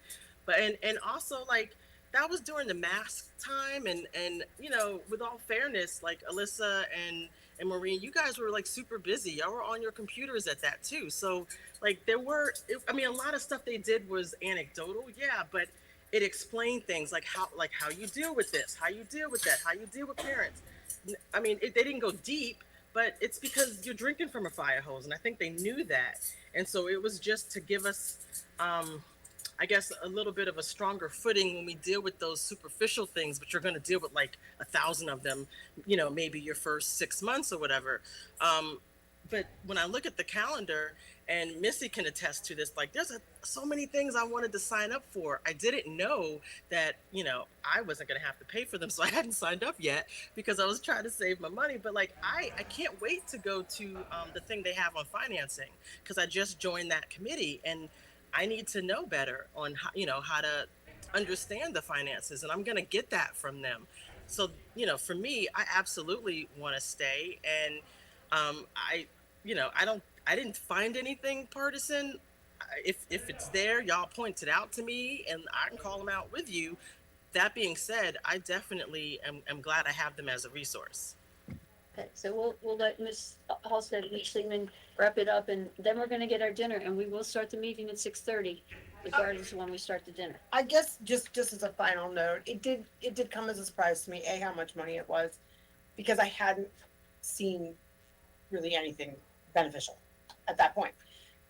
Totally admitting it's a new run for me. Sure. But I also did feel a little bit conflicted by the fact that it's not an individual choice, that you're automatically sort of aligned and affiliated. And that felt weird to me as well, because there are certain things that I want to know about an organization before someone puts my name behind them, right? Like, it's just how I feel. That being said, I do feel, like I said in the beginning, there's just a trust factor for me. I mean, I'm not asking them to prove themselves to me, little Alyssa over here in Hartwood, but I stand behind needing to see more before I can say, go VSBA. That's fair, that's fair.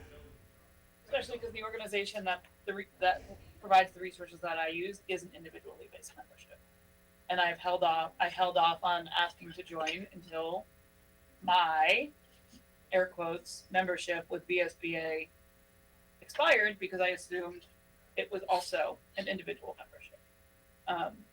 And that's essentially where I mean, I guess this part of conversation all came from, Right. honestly. I mean, I guess part of the reason it's maybe not individual is like we come back and share all the slides from whatever we Yeah. went to with everybody else. So Yeah. I can see why they're like, Stay as a group kind of thing. I think there probably shouldn't be any issue with if you want to just put on record your desire not to participate as an individual. I mean, if you feel strongly about it, we can, check with not the VSBA attorney, but, an independent attorney to confirm that. But if that's something you'd like us to explore, we can. Because the board, the board is an entity. It's not any of us individually. It's whoever's on the board. I would like Do for you you want guys us to to, be able to give it a try in November versus judge it all from, the new training, maybe from some frustrated calls, maybe email or whatever, and maybe they didn't understand. I would like for it to be given, opportunity for their training in November. Right, and the training that they give in November is not it's not really the VSBA, it's individual The school schools. boards, it's independent, Yeah. entities coming in and presenting these training sessions. I went to one, the last one, Miss Randall and I went Oh, to, yeah. the one for Chesterfield, where we found out, all the kind of exciting things Chesterfield did with its community To participation. try to get more community I always like to engagement. go to the legal just from a professional curiosity Yeah. to learn about, what the cases are. I don't practice in that area, but my night job takes me into it. Yeah. Just to learn. And it's an amazing opportunity, and they do video those training and make them available, on the website. So if do you want us to explore that, Ms. Sigmund? Okay, so we'll explore that, and that could be for anyone. And that, Dr. Taylor, can you follow up on that? And that's just to just be a statement for the record. I mean, I think if the board is part of it, it's sort of like any vote we have. If we have The will. the will of the board, and once that's done, 100%. you're either stuck with it or you like it or whatever. But it's just there, kind of like relatives. Oh. That's all it Yeah, says. exactly. Okay, all right. We got 20 minutes Dinner time. to eat, do whatever we need to do outside, and the board was ready to start at 6:30. Thank you. Bye, Mom. Good work. Thank you. Is She's Maya texting coming me. back? I can't hear. I can't hear. No, you're, sorry. No, I kind of stepped behind you. Bye, students, mom. Bye. Good. Oh, yeah. Yeah, it was good. Does anybody want to share this? Thank you, Dr. Jones. That was Oh, thank you. very Very good. informative. Very good. I'm good. I'm gonna go get my. Right here. Thanks.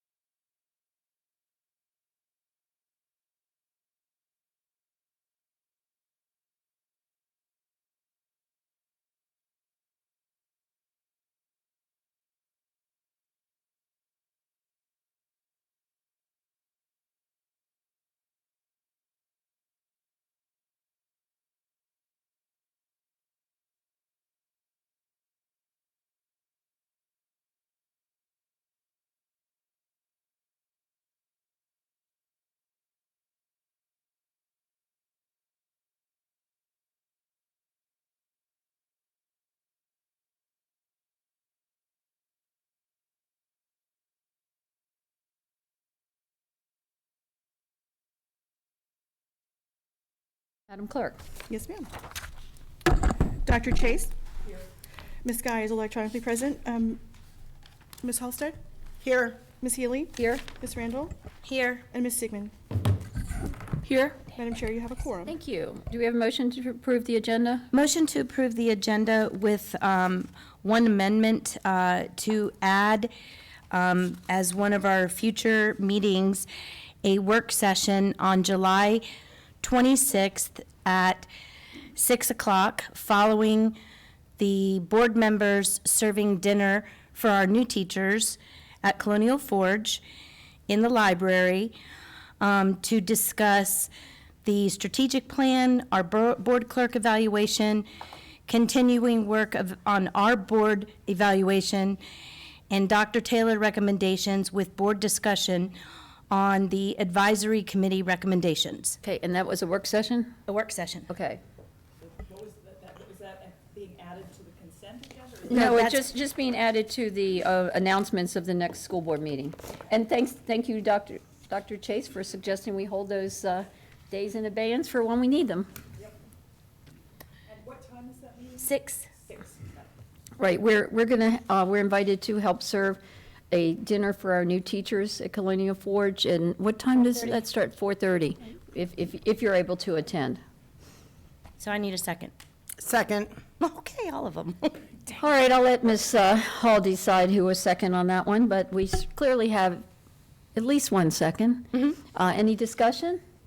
No? All right, all in favor of the motion to approve the agenda as amended, please say aye. Aye. All opposed? Motion carries unanimously. Would you please stand for the Pledge of Allegiance? I pledge allegiance to the flag of the United States of America and to the republic for which it stands, one nation, under God, indivisible, with liberty and justice for all. All right, do we have a motion for approval of the consent agenda? Motion to approve the consent agenda? Second. Motion by Dr. Chase, second by Ms. Randall. Any discussion?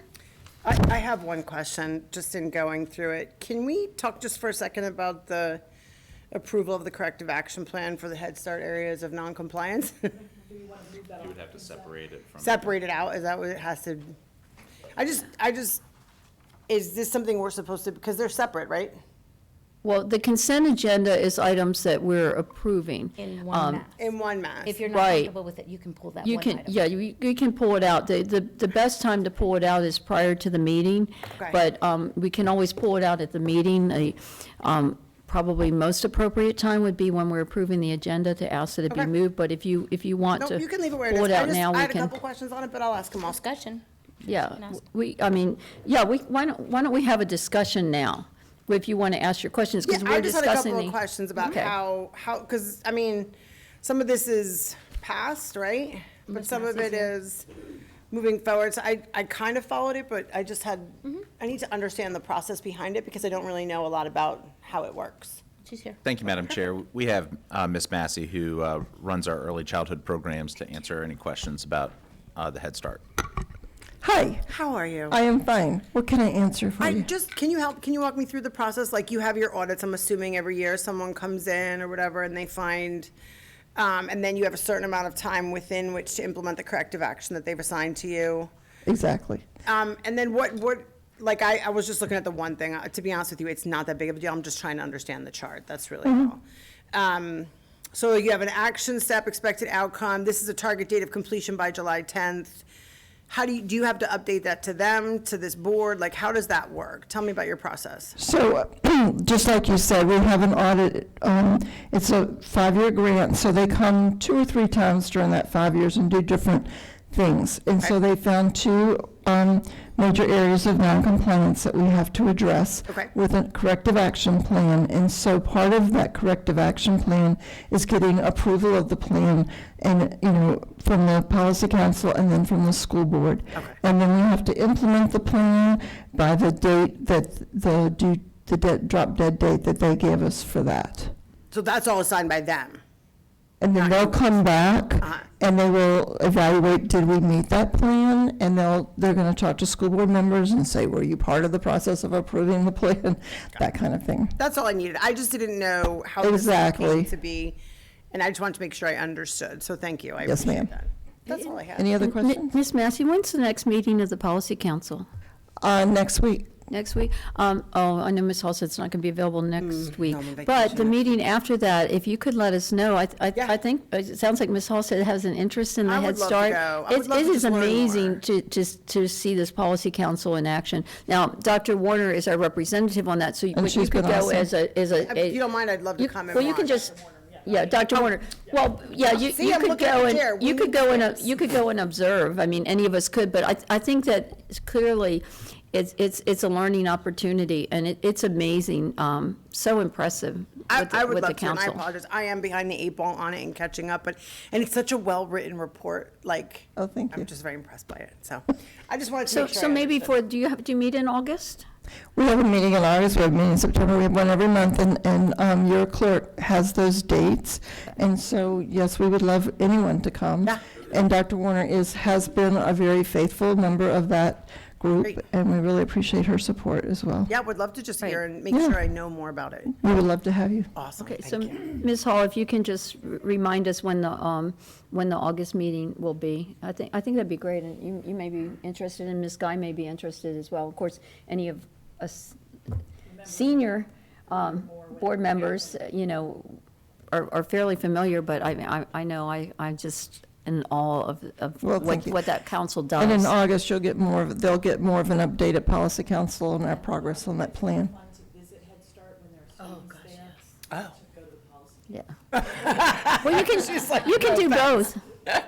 I would Don't they do meet both, during the but day? I would like to see the meeting as I'm well. sorry? Doesn't the policy council meet during the day? They meet at 11:30. Yeah, so there you 11 go, o'clock. you have a double header. All There it right, is. thank Thank you you. so lunch, much. so if you I want- appreciate it. Thank you, Ms. Thanks, Massey. guys. That's all.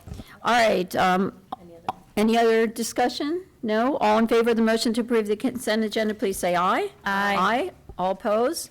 Motion carries unanimously. Dr. Taylor, any announcements for us? Thank you, Madam Chair. I have several announcements of some administrative appointments as part of the consent agenda and personnel memo.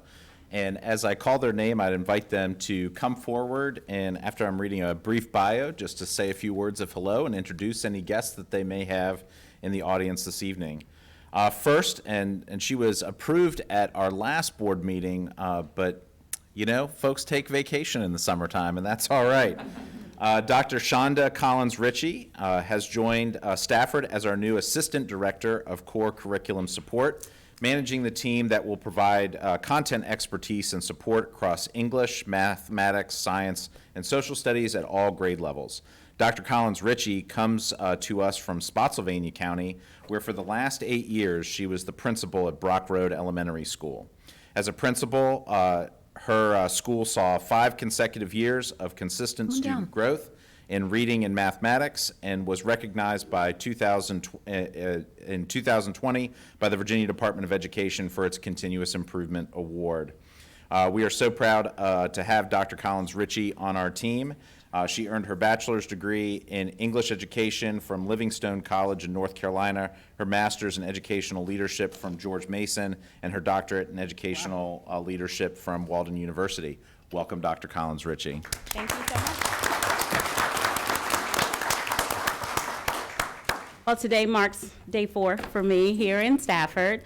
I'm very grateful for the warm welcome that I've received from everyone, and I'm very excited to get up to speed and become a part of everything that makes Stafford County great. Thank you so much for the opportunity. Welcome, thank you for joining us. No stranger to Stafford County is Rachel Novak, and at the June 14th board meeting, Rachel was appointed as the new principal at Kate Waller Barrett Elementary School. Ms. Novak has worked for the last year as the assistant principal at Widewater Elementary after 3 years in the same role at Yowell Elementary School in Culpeper, where she has served as a special education designee and 504 coordinator as well. She provides instructional support to teachers and pairs using multi-tiered systems of support framework, and Ms. Novak began her teaching career in Colonial Beach and then taught and completed her administrative internship in Fredericksburg City. Ms. Novak earned her bachelor's degree in psychology from Robert Morris University and her master's degree in special education from the University of Mary Washington. She completed her endorsement in administration and supervision from Longwood University. Glad to see you, Ms. Novak, and welcome back from vacation. Thank you, Dr. Taylor, and I am so grateful to each of you for this incredible opportunity. I found a home here in Stafford last year when I joined the Wildcat Den at Widewater, and I am thrilled to be a part of the Barrett family. On day one, our amazing scholars and staff lined the hallways and threw a full-blown parade, so pretty much the warmest welcome that you could hope for. And I am so excited for all of the adventures that this new year will bring. Thank you. Thank you, Ms. Novak.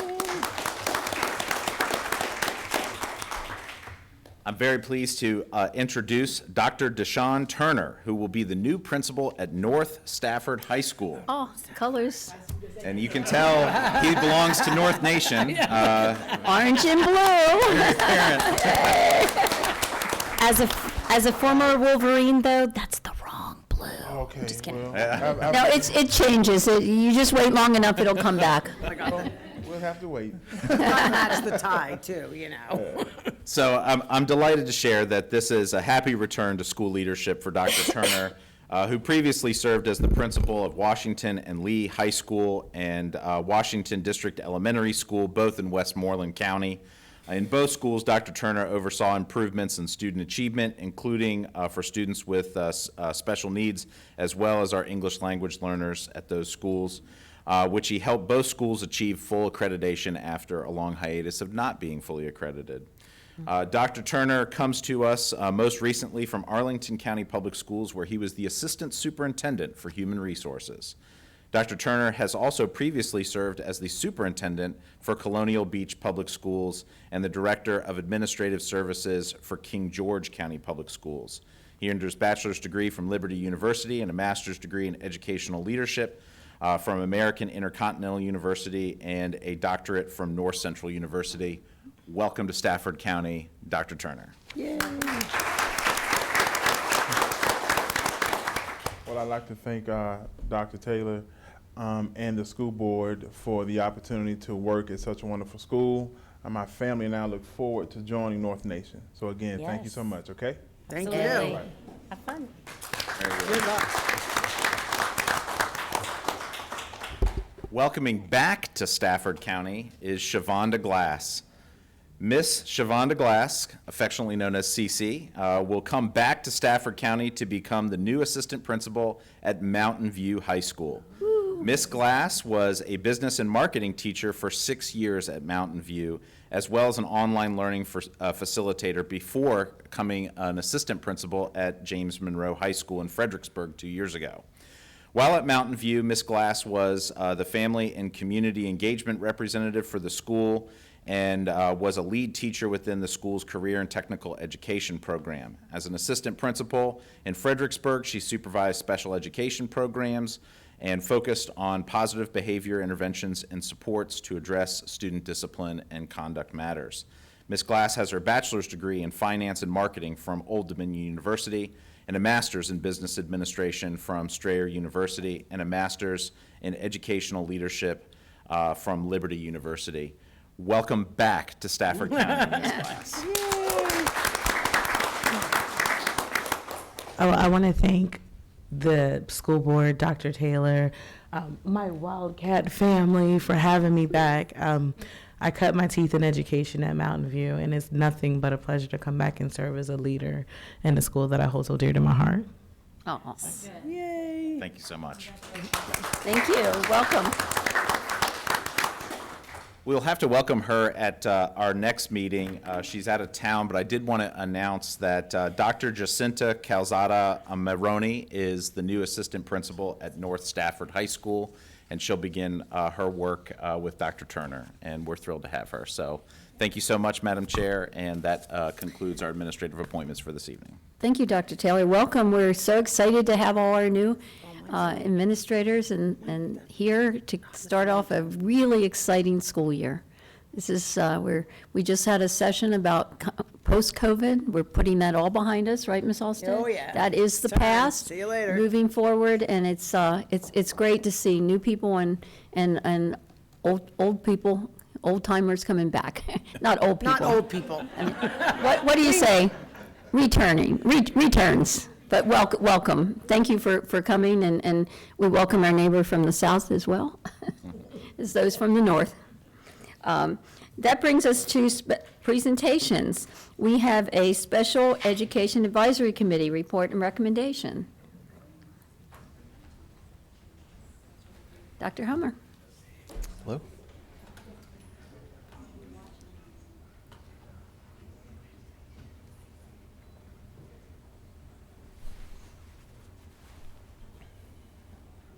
Do you have people with you, Dr. Hummer? Yes, I'm just getting the presentation ready. I will introduce her here in a second. Just want to make sure we're... Not that we don't want to see you, but we'd like to see our committee people.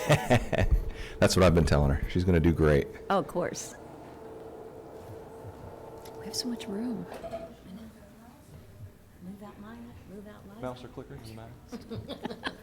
So just the mouse. We can take turns.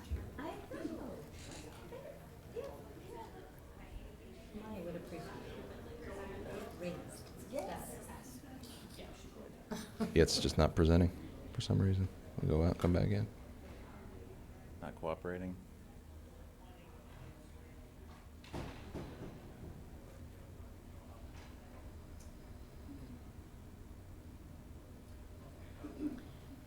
Don't look at me. I'm like the least qualified to do this electronic work. It's not letting me click on anything. Oh, there's that.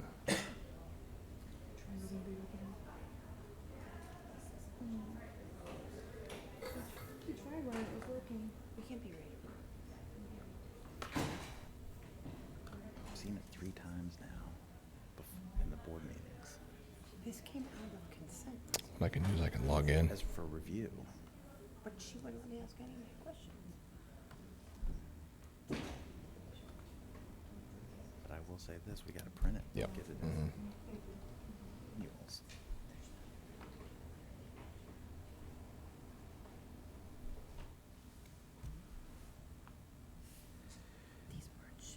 Improvise, there we go. All right. Good evening, Madam Chair, School Board, Dr. Taylor. It is a privilege and an honor to introduce to you our SEAC Chair, Tina Johnson. She's very, very excited to be here tonight. And she will be sharing with you all of the hard work that our committee did this year, as well as a recommendation for you to consider. So I'm going to hand the mic off to her, and then I will be available for questions. Thank you. Thank you, Dr. Hummer. Good evening. Thank you for having me. Hello, Madam Chair, members of the board, Dr. Taylor. Thank you so much. This is such an honor and a privilege to tell you all about the hard work that our 2022-2023 SEAC committee has done this year and all the wonderful things that we hope to continue to come. As you know, the committee is made up of various stakeholders, including myself as a parent. This year we actually had students on our committee, which was such a privilege and an honor to have them to come and speak and tell their perspective. And so with that, we have found, after reviewing various different topics, that post-transition, transition and post-grad services and support are what we would like to focus on, and that will be the focus of this presentation for you. And I'm gonna hope that I can click and talk at the same time. You know, it's like the whole head and the so, yes, and I've given that. So with post-transition, it is important to delineate the difference between post-grad services and transitioning supportive services. Both are important to ensuring that our students with disabilities are set up for success as they begin to move from one facet of life to the other. We know that transition support is available to all of our students with disabilities, and it is a combined effort of our staff and to assist our students with disabilities and to create a timeline or trajectory for them for when they start school and when they move into graduation. Versus post-grad is for our students who have aligned a standard diploma and who graduate before they are the age of 22, but continue to still need services within our district to ensure to obtain the skills that they need in the areas of career readiness, independent living, and other supports that they may eventually need to ensure their transition into adulthood and independent living within the community. Both of these services are supported under IDEA, the Reauthorized Workforce Innovation and Opportunity Act, as well as the Every Student Succeeds Act of 2015. Currently, within our transition, as you can see from both the current data provided courtesy of Dr. Hummer's office, post-grad support for the 2022-2023 year, we have 157 students potentially requiring support over the next 9 years, and we currently support 22 to 23 students within the program. This is spread out across 2 post-grad programs within 2 of our high schools, as well as Project Search for students requiring post-grad services. For students who are not in these programs, they receive post-grad support services within their base schools.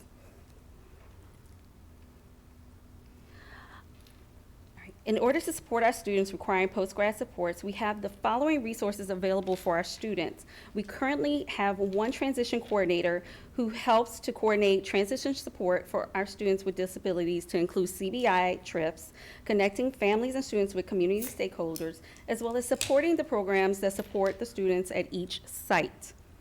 We also have 5 job coaches at each high school that support preparing our students with disabilities to be career ready once they age out of high school.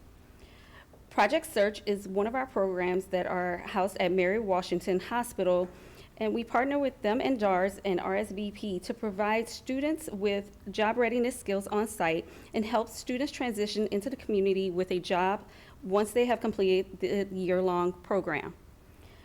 Lastly, we have 2 post-grad programs in 2 of the high schools that provide students with post-grad career-ready skills to help them transition into the community. So our indicator data for 14 requires each of our schools, as you know, each school division has to meet this indicator for students with disabilities after they have graduated to ask what they are currently doing. That's part of the criteria. So one of the 3 questions that are asked to identify this indicator are they currently in a competitive employment job, higher education program, or post-secondary job readiness program? We currently meet this indicator at 77%. However, our goal is to increase this number exponentially. As for what we are requesting of our amazing school board is that for tonight, our proposal to you is we have broken down into both short-term and long-term goals of where we are hoping that for us to go.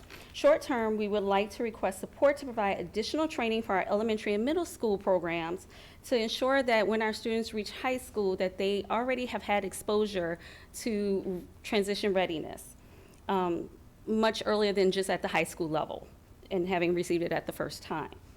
Once students get to high school, they usually are already ready and exposed to experience and career readiness activities, and we currently do this well. However, this is an area we would like to see some improvement upon, and having that support at the elementary and middle school level will help to just strengthen that. We would also like you to consider adding a transition coordinator to help with those efforts at the elementary and middle school transition support levels. We would also like to ask of you to consider adding an additional post-grad program as well as an additional para at our existing post-grad programs to help support all of our students that require post-grad experience. These students will continue to receive supports in their base school if they are not already in a program. But to have another program specific to post-grad will help us with these efforts. And based on the data, we see that our numbers are growing, and these are the type of things that will begin to be a little more pressing as we grow as a community. As for long-term, we would like to take a look at how our post-grad programs are established throughout the county and either have one large post-grad program to help with combined efforts or have one per high school. We also would like to focus on eliminating barriers for our post-secondary students. As we have seen from our indicator data, we are left with 23% of our population of students with disabilities who are not actively participating in community-based programs after they graduate or aged out. Based on our interviews with stakeholders, we have found that transportation for students with disabilities is a very large barrier for them. So that is something that we are hoping that we can look towards providing for them as well, to ensure that we are meeting our 100% goal of our indicator 14. Thank you so much for your time. I will now open up to any questions that you may have for us. Thank you, Ms. Johnson. Any questions, comments? No? Ms. Halstead? I just have a couple comments. First, I love your dress. It's so nice. It's really nice. Can you talk a little bit about the supports again for the post students that you have? Oops, I just turned my thing sideways, but I think I can read it sideways. 'Cause I don't know how to get it back to not being sideways. Did you see what I did there? You have 43 students projected to require, oh, thank you, post-grad support next year. Can you talk a little bit about those supports just so and how you help them? Sure. What we're hoping for is that currently we have one coordinator who services a plethora of students, and that can become taxing. If we have more support, another teacher, another program, we're getting more kids at this point. It kind of comes down to, we're having an increase in students, and of course that means less resources to help support those students. And we don't want any students to fall through the crack or not receive, of course, their very best services and support. So what we're asking for is another transition coordinator and having a total of 5 job coaches, one for each of the high schools, to kind of help continue to have smaller class sizes for our students with disabilities, which we know is very important. And then to also have more post-grad teachers and an increase in para support. I hope I answered your question well. It sort of does, yeah. I mean, I guess so there's also, can you tell me what Project Search is? And then I just need what DARS is. Thank you, Dr. Hunter.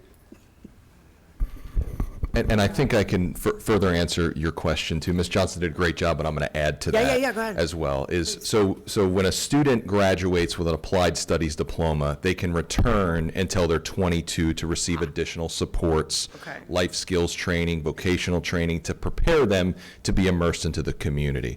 So what we currently have established is we have 2 post-grad programs that these students are placed in to receive this additional support, one at Colonial Forge and one at Brook Point. And then and those programs are full, but then those students would receive those services in their base school. So they would still receive those supports from the transition coordinator, from the job coaches, from the case managers, to provide them with those opportunities to be immersed into the community. But we would like to see us grow that post-grad program so that we can expand on those opportunities. We also have our Project Search program, which we've had now for going on 5 years, which is an amazing program. And we partner with a nationwide program called Project Search, and we partner with DARS, as well as RSVP, which provides us with job coaches. Could you tell us what those acronyms stand for? Thank you, Ms. Healy, I apologize. So DARS is the Department of Age and Rehabilitative Services. RSVP, I'm not sure what that stands for, I'll be honest with you, but they provide job coaching for our students when they're at Mary Washington Hospital, as well as when they're immersed into the community. So it's another agency that we partner with to provide supports for our students. So essentially what happens is there's an application process. This is for Project Search, and this is for post-grad students, and they apply, they do job-like skills, and then when they get into the program, they actually report to Mary Washington Hospital. We have a teacher and a para, and we provide them with a rotation of skills and responsibilities, like they work in the cafeteria, they work making blood kits, they work in x-ray. There's a wide range of jobs that they provide them, and then they also work unilaterally to provide them with access to working as a job in the community. So that is the goal, so that we provide them with opportunities, and then they actually get a job afterwards. Some of them actually get jobs in the hospital, where the hospital will create a job for them because they've done such a great job, and they actually hire them. So that's up to 10 students per year. So this is one of the things that we would like to do, is to expand that, because as we subtract those numbers, we still have, as we showed you, about 16 students that are getting services in their base school, where we would like to have more of a post-grad program for those students. Yeah, Okay, that clarifies it, and that's amazing. That makes me It's feel awesome. much happier. It speaks a lot too. Now, what is the level of, I mean, at what level are we talking about? Because this says 3 to 12, like for as early as 3rd grade. So what are the criteria? So that's what Ms. Johnson was talking about to delineate the difference between transition and post-grad. So we are responsible to help students transition throughout their academic years to provide them with life skills and opportunities. So when they do get to high school, it's not a shock of, wait a minute, we got to start talking about independent living and working and job exploration. Like, they should be doing that as soon as possible, as every other student is, but our students with disabilities need that additional support. Right. So once the child turns 14, we are required to do more explicit work with that student, with all of our students, but we like to start that earlier so we can do that job exploration. So that's why there's a difference between those two. Got it. Yep. Cool. Okay, Dr. Chase. So I got to be on the committee this year, and you know, it was really great the way we're redoing our advisory committees moving forward, but your committee was already sort of doing this, of taking a very specific piece of special education is huge, but taking this very specific piece about how do kids transition from school into adulthood. And it was fascinating, some of the visitors we had who showed us all the amazing resources that are out there, but we need to have more support for those families to get those resources. So it was great. Ms. Sigmund. I really have no questions, but I do thank you for the work that you're doing, and you know, I tend to agree with your recommendations. I think that would be it really gives us a great direction to move towards, to provide services for these students. The transportation angle is actually really interesting, so that's where my brain is kind of stuck right now, because there's only so much we can do, but there's got to be a creative solution there. So I look forward to looking further into that, seeing how that pans out. Ms. Randall? What is indicator 14? What is that? Yeah, great question. So every school division is required to report out on a bunch of indicator 3 to 14 that's specific to special education, that we have to provide input and information to make sure that we're staying aligned and in compliance with different areas. So for indicator 14, that is the transition indicator. So for every student with an IEP that graduates, every single one with a disability, we have to call them and ask them, what are you doing? Where are you at right now? Are you working? Are you in a college? Are you working at a job? Like, what are you doing? So that's what we were sharing. We meet this indicator with the cutoff is very, very low, but at 77%, we have a lot of work to do. And I don't accept 77%, even though we meet that indicator for state standards. I would like for us to improve on that area. And unfortunately, as we were just talking about, one of the barriers for our students is transportation, where they're like, we want to work, we want to be involved, but I just have no way of getting there. My parents work, I don't have money for transportation, and the Fred bus, and all these other different barriers that they have. So Okay, well, that was my second question, so now you've answered that too. So I appreciate that. Absolutely. Ms. Guy, do you have any questions or comments? She's in the cloud, in Virginia Beach. No, was it Virginia Beach? I think. Yes. I guess not for now. I want to thank you for the report. Very informative.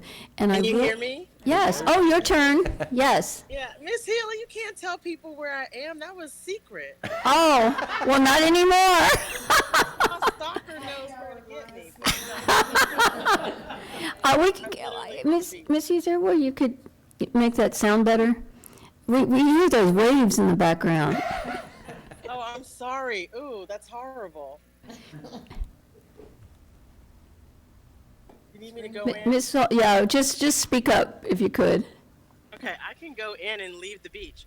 No, I actually had my questions answered, and I thought that this was a fantastic presentation. Thank you so much. Thank you, Ms. Guy. I was saying I really appreciate the short-term and the long-term goals, because it's good to think long-term, but you have to start somewhere, and the short-term is where you get started, and then you can get some excitement, along the way. And I would ask Dr. Taylor if there's a way we can put some of this into our strategic plan, which we're going to be discussing at the next work session. because I think these are some, some good things. And also, with respect to the transportation, I agree with Ms. Sigmund. I mean, this is really beyond us once the students are graduated, or beyond the postgraduate. But, there may be a way we can work with our community partners to try to make that happen. And Dr. Taylor is very good at putting community members together and getting, volunteers and contributions. So that will be a good Madam Chair, can I target ask for him just as one thing? well. First of all, go Giants. I was very happy to just see that. I was like, oh, yay. If you guys have a cheat sheet with all the acronyms that you use, could you email it to me? Just, I should get myself familiar with them anyway, but I would just like a little cheat sheet, because there are a lot of acronyms, and not just you guys, like everybody. Right. So Right. I would love a cheat sheet if you have one. All right. Awesome. If you send that to Dr. Taylor, he'll share it with all of us. Yep. So thank you very All right. much. And our next work session, we're going to be looking at the recommendations from the committee and reports from Dr. Taylor. So this is very timely to give this to us tonight. Thank you very much for joining us in your presentation. Thank you. Thanks. All right, that brings us to item 602, FY23 state budget update. Mr. Fulmer. Yay. Good evening. I know, it's Let's see if I am smarter than Dr. Hummer. Well, you've had a lot more experience up there. Yes, There it is. God don't like I got nothing. Dr. Herman's waiting. No, he's not waiting anymore, he's leaving. He's counting down. He's like, Chris, I can make mine time. Who's using Chrome? Not Dr. Hummer. We'll talk with Ms. Hall about making this more user-friendly the next meeting. I can sing if you want. Oh. Man, that was fast. Can you dance too? No, that's Maya. I don't step on. Oh, watch my pun. I don't step on her toes. How do you like that one? Well, if he doesn't have it in 2 minutes, we'll let you start singing. Oh, yay! quickly darn. he found it. I can delay. Wow, hold on, I don't have it. see on your Yeah. face was so obvious. He just had a very urgent look. So this is a, It'd be a lot more interesting to hear Ms. Halstead sing. hold on, I got you. Oh, just where? Sorry. Oh, awesome, thank you.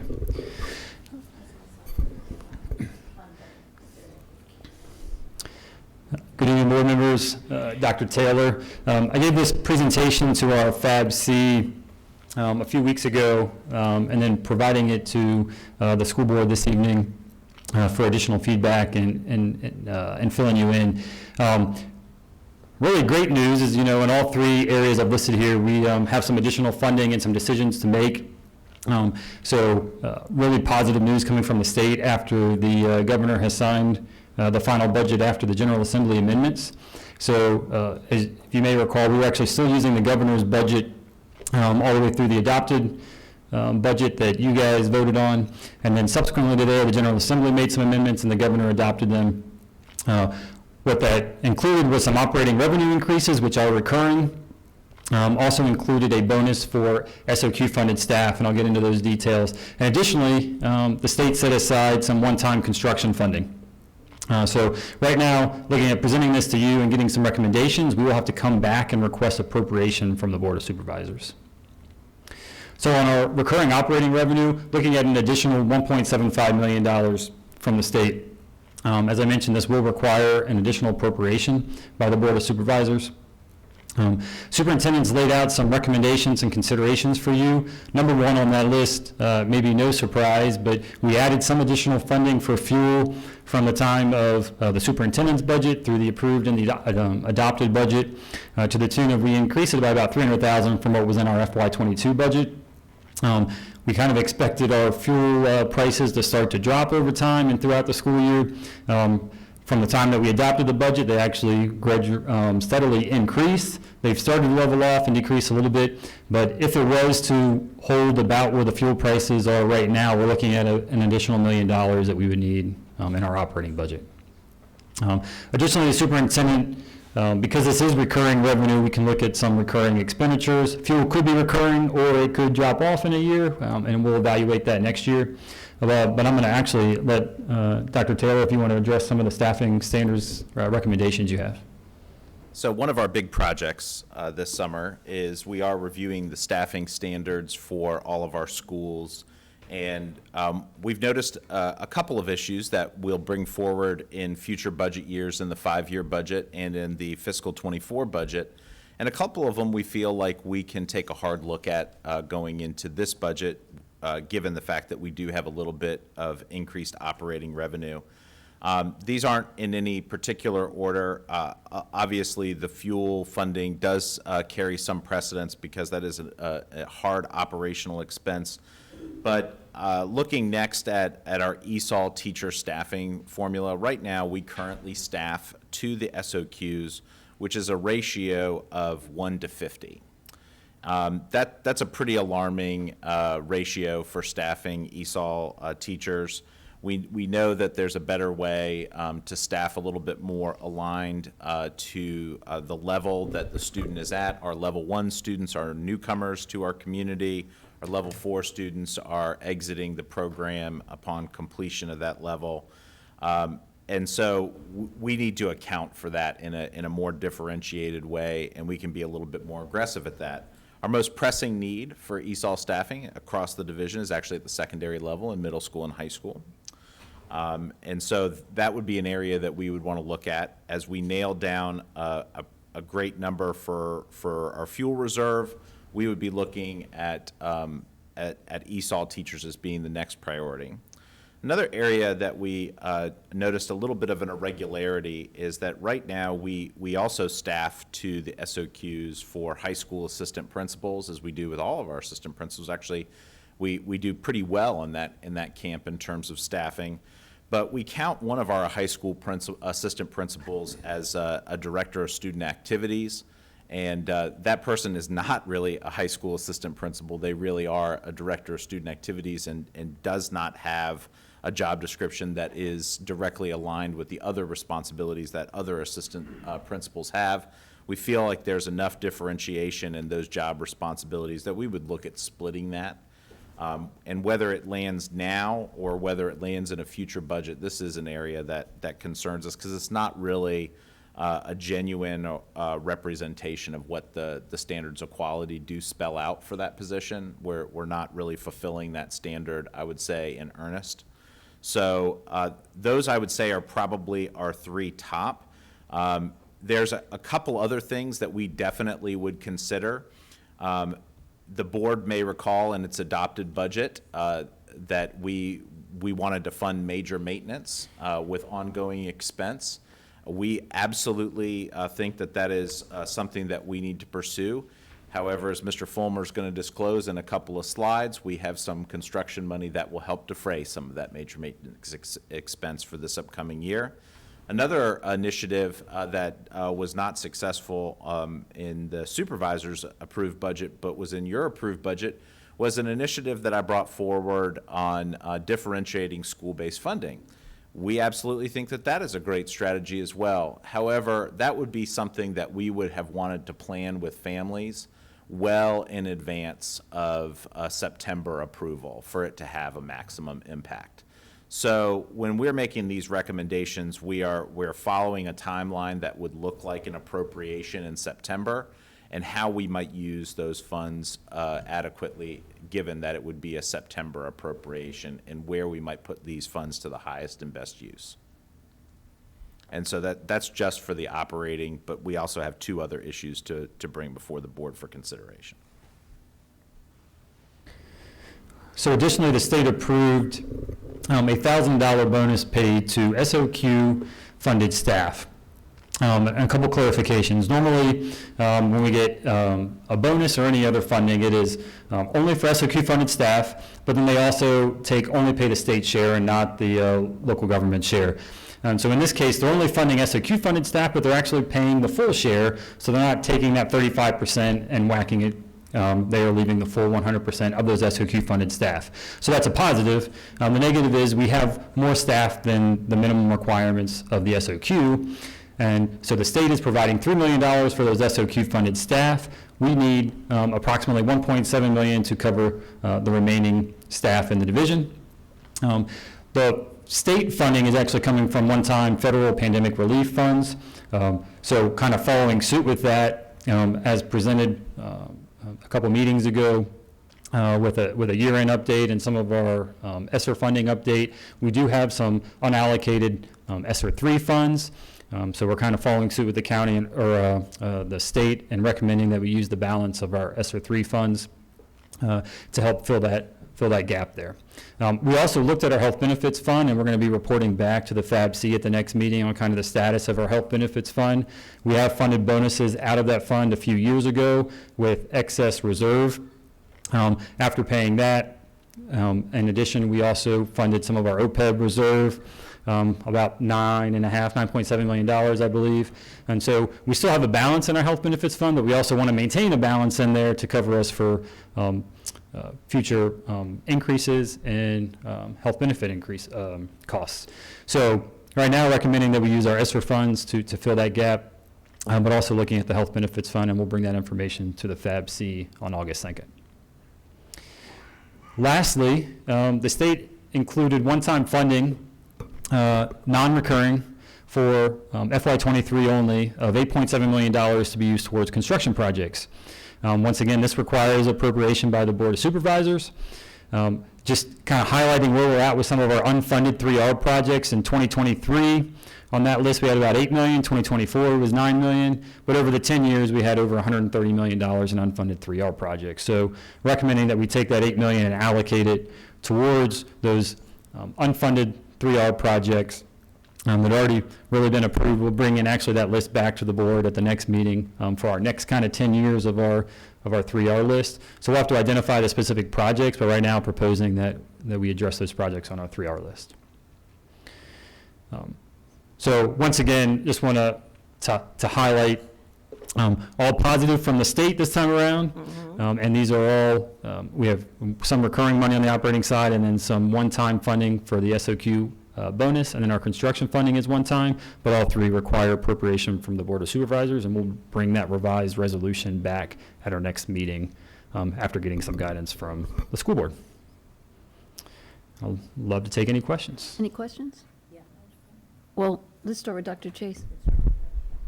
And do you want me to just ask, I mean, I've got quite a few. Well, why don't we have you ask the questions, and then if something that they need to get more information to get back to us, if it's going to be, you know, a lot of background or something, it may be good for us to get it, you know, in written form. Sure. And some of these questions are If they're easy answer, we Sure, can get sure. that now. So, quick question. Can the construction funds be used for trailers? That is a good question. I do not believe so. Okay. It's supposed to be improving existing buildings and the maintenance on those buildings, but I can look into that. Will you look into that? Yep. Yeah, I'm just curious about that. What about existing trailers? So right now, we're purchasing the trailers at Conway, and we have one trailer at AG Wright and one at Colonial Forge. The trailers at Rocky Run we're actually leasing, so we wouldn't want to obviously invest a ton of money in those. Right. So it's just curious. I mean, you know, we've heard from a number of elementary schools that art and music are on carts or in the stage, and they said they would love to have a trailer. And so I don't know if this would be something and I don't know that it's the will of the board. I don't even know if it's my will, but it's just a question to kind of know whether that's an option or not. And then also, I understand the idea of using this for 3R projects, but 8 million is kind of a big number. Are there projects at Hartwood or Drew that would be helped? I mean, if Drew's not going to be addressed for 10 years, I have to wonder whether there's something that could be done for $8 million that we could get done, you know, and I understand there's all kinds of lead time for getting these things. So just a couple questions along that line. Should I keep going? Sure. Let's get all the questions out, and then, I mean, if it's an easy answer, we can get it now. If not, we can get a memo. So then, you know, for the operating costs, Dr. Taylor, in the FAB, you sort of had high school principals as the priority, but tonight you seem to say more ESOL teachers were the priority. What's going on there? Where are we? So you have a couple of dilemmas, and I would say that they're in no particular order. They just are priorities that need to be addressed, and whether they're addressed now or they're addressed in future budget years, they do need to be addressed. And are you going to be able to, like, if you want to do ESOL teachers, will you be able to find ESOL teachers now for September? So I think you're going to struggle to find any staff, but at the same time, the important piece to note here is that this is part of the operating budget, so that is year-over-year funding. So when you have the ability to find and hire somebody, you better have a position to put them in, Right. and that's an important part of this recommendation versus some of the other initiatives that we might invest in, which may be a little bit more short-term in nature. Right. So, and just, operating funds, so potentially this money could then be our end-of-year funds that we're using for 3R projects. Correct. So we could have even more money for 3R projects here. That's correct. Any way to use some of this money to extend ESSER funds, since we're going to use, you're proposing to use ESSER funds for the bonus? I've heard from many elementary school principals their sort of dread of losing their paras. Could we instead use some of this money to extend the para support for all of 23-24, since we're taking this, we're basically So using. that's a phenomenal question. And what I will say is that we are in a position to support the commitments that we've made through ESSER funds. But why this is a great investment for a one-time expenditure is that you have a revenue source that has a timeline on it. So knowing that we can fulfill our commitments that we've already made for the timeline that we have through fiscal '24, and then also knowing that that is going to sunset and we do have revenue to support this other one-time expense, it does line up. Thank you. That's a great question, Yep. because I know that that's a concern that's widespread. Yep. Okay, thank you. I'm going to ask Ms. Guy, do you have any comments or questions?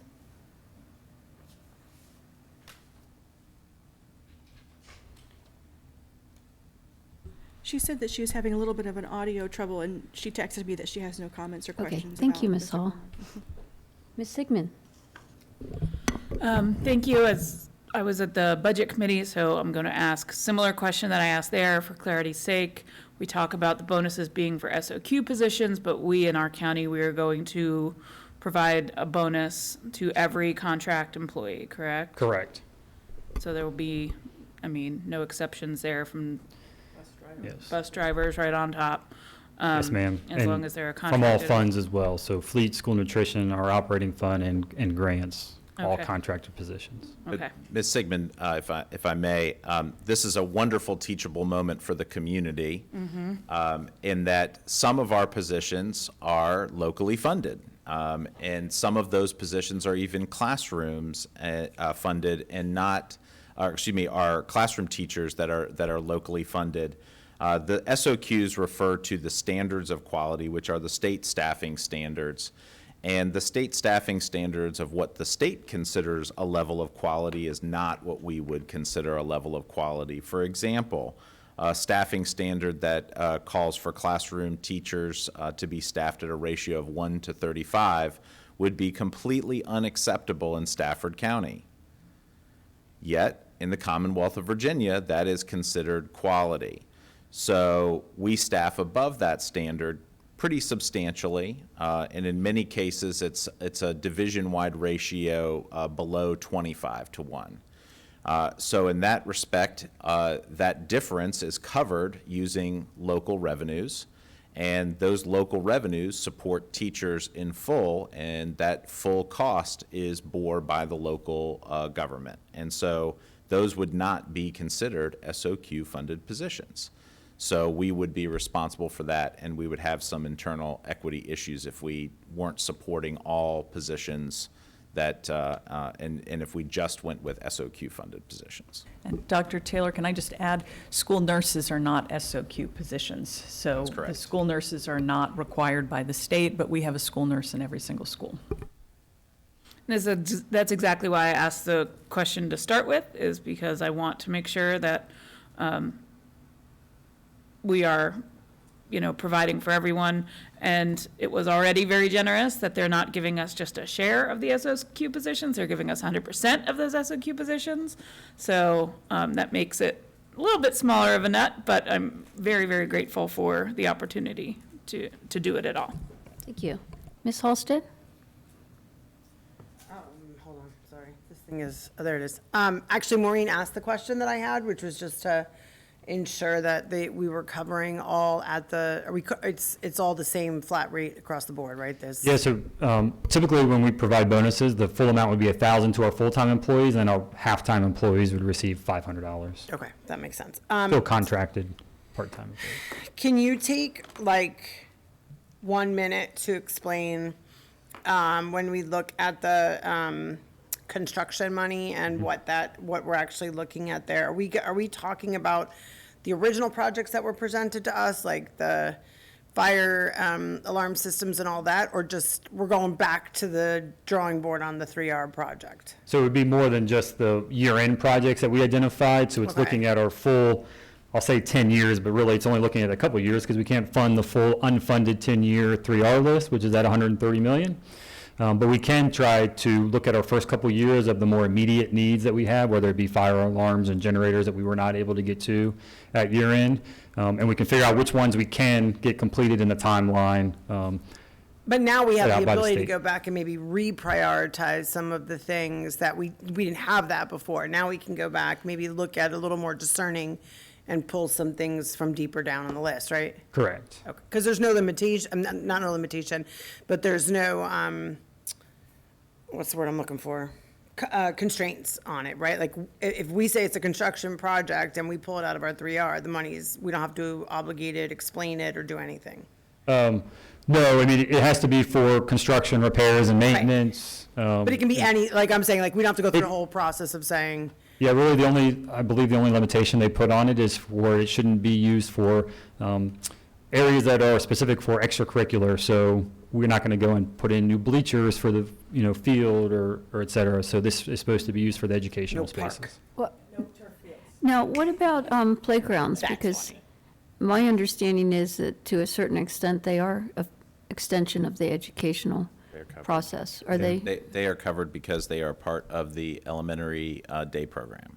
Okay, yeah, I mean, I know we have a number of schools that are struggling with their playgrounds, so if that's something we could look at as well, they may not already be on the list, but. And we can't purchase land. I asked that question during the FABC. okay. And we can't save Bummer. it for future construction projects. That is correct. So Yeah, it's because got a ground is not- couple years that it has to be spent down. Yeah. I was saying, any chance this will be a reoccurring? No, I'm just kidding. That's all I had. I Okay, just thank you. wanted to- Ms. Randall? Yes, I wanted to know the ESSER funding. Did we have a plan to spend it all in a certain way, and now we're looking at spending it differently? Because, I mean, I don't want to, I guess what I would like to know is that, obviously, if you're going to use it for something, then you're not going to use it for something else. Right. And so I'm wondering, what is the something else that we're not going to be using it for? Yeah, so when we approved the ESSER spending, and over the last couple of years, Yeah. we had set aside the majority of it. The ESSER 3 was, roughly $14 million, and so we did the paras and some other positions, and also some one-time expenditures that were due to COVID that popped up, air filters and masks and such. So we had that, but we also kind of left a lump sum that was sitting aside that wasn't directly allocated to any purpose. And we've also had some savings because we didn't, we approved the paras in August or September of last year, where they really weren't, most of them weren't really hired until you get into November, December. So we incurred some additional vacancies there that then stay in that ESSER funding. So we just got additional funding left in our ESSER that either one was not allocated, or some things that we had allocated that have now been freed up because they haven't been spent. Okay. Does that help answer your question? Yeah, I'm just wondering, I still guess I wonder, like, what isn't, is there anything else that we are not getting that we might need for our students or staff? Yeah, so I think as we're coming out of the pandemic, some of those recurring expenditures that we allocated over multiple years are starting to wind down, and we're not seeing those, some of those are continuing at the same rate. We still have some money set aside for learning loss, specifically whether it is, some after-school tutoring or before-school tutoring, and a little bit for summer school. I don't have it with me, but when I presented, I think it was in June, I kind of broke out the ESSER 2 and 3 funding Yeah. and where it was being spent at and where those balances are. Okay.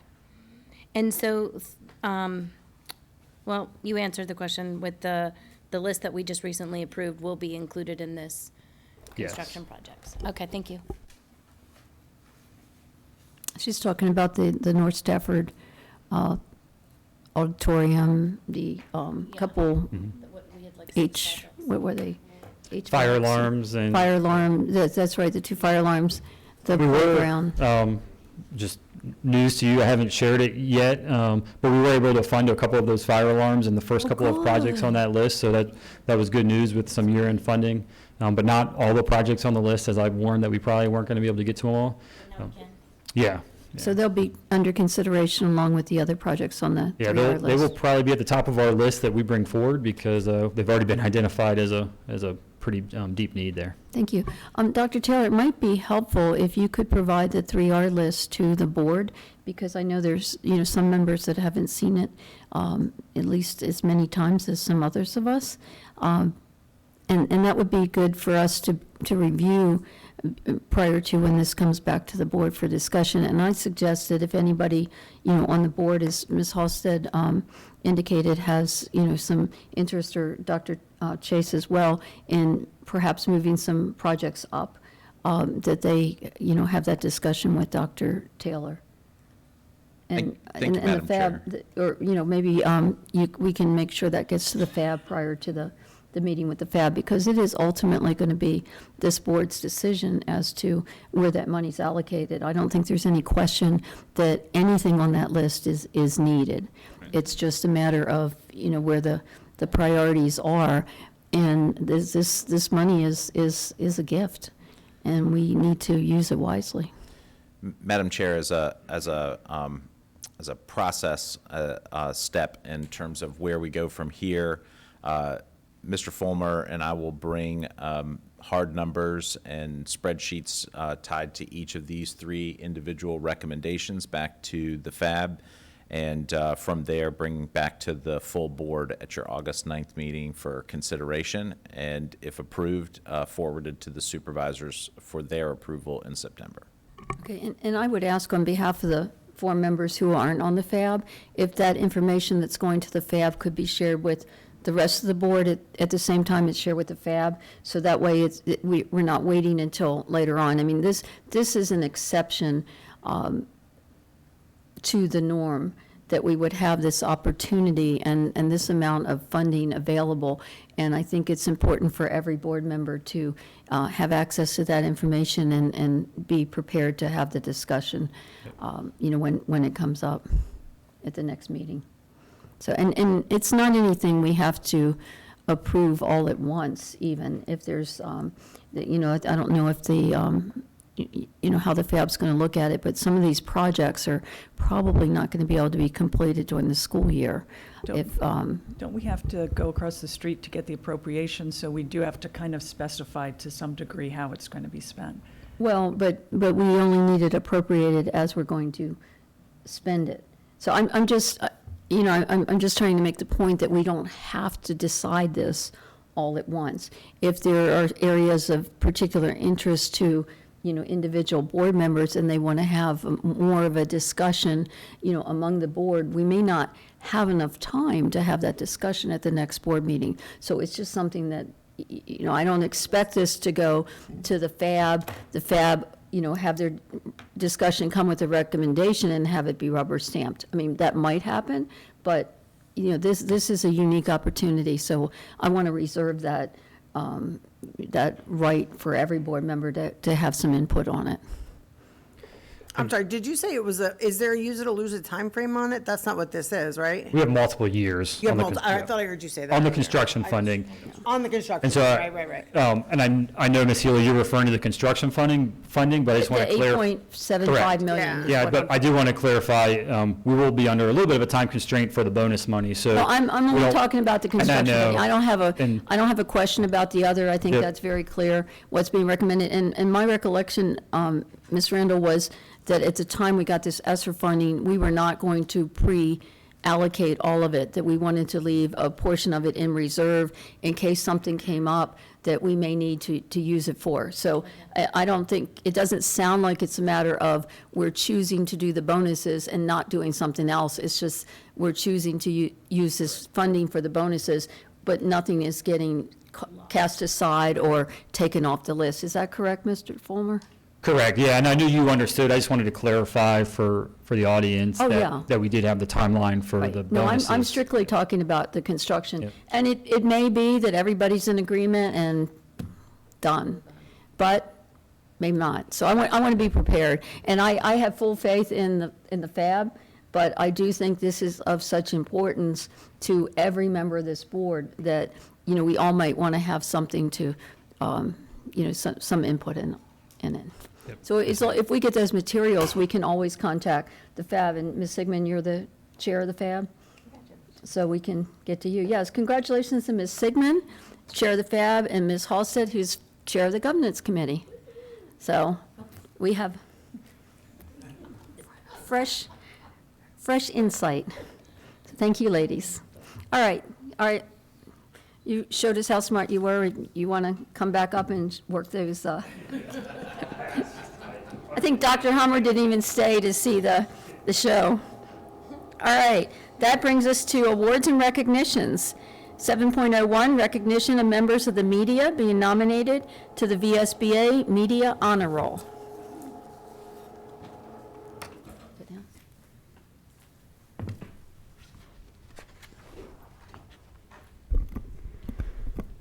All right, good evening, Madam Chair, members of the school board, Dr. Taylor.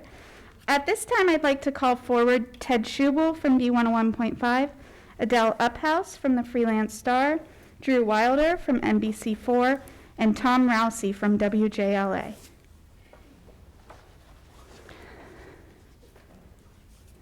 This is a resolution to nominate media to the Virginia School Boards Association Media Honor Roll. Whereas in each community, the public schools are shaped by the community to provide the most appropriate and effective education for the school children who attend those schools.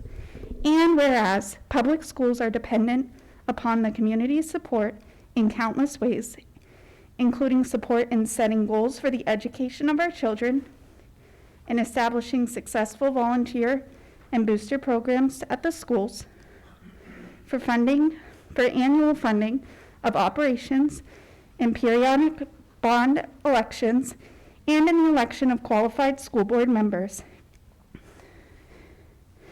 And whereas much of the community's knowledge and opinions about the public schools rely on responsible reporting by local media representatives who decide which news to share with the community, how much attention will be focused on various issues, and what the tone of the reporting will be.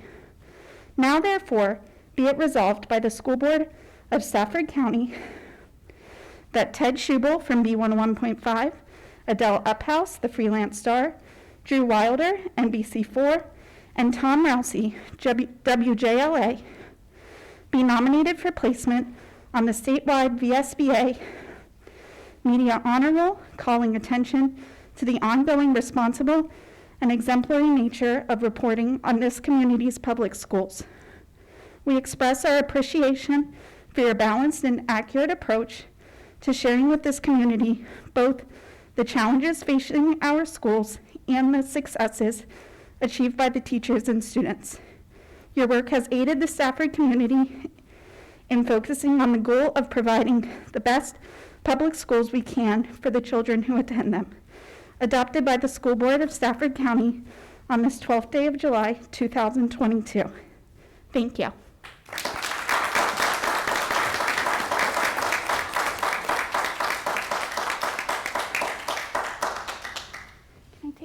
photo.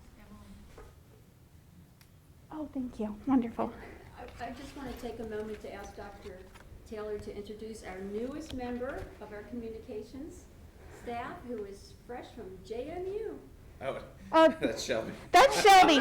Shelby is our media specialist. Is this Emily? Yeah. Where's Shelby? You look like Shelby with the mask. Yeah, no worries. You did a great job. Thank you. Thank you, Emily. Thank you.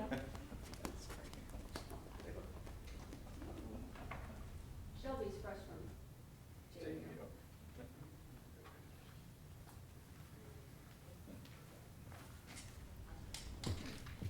All right, moving right along, that brings us to citizen comments.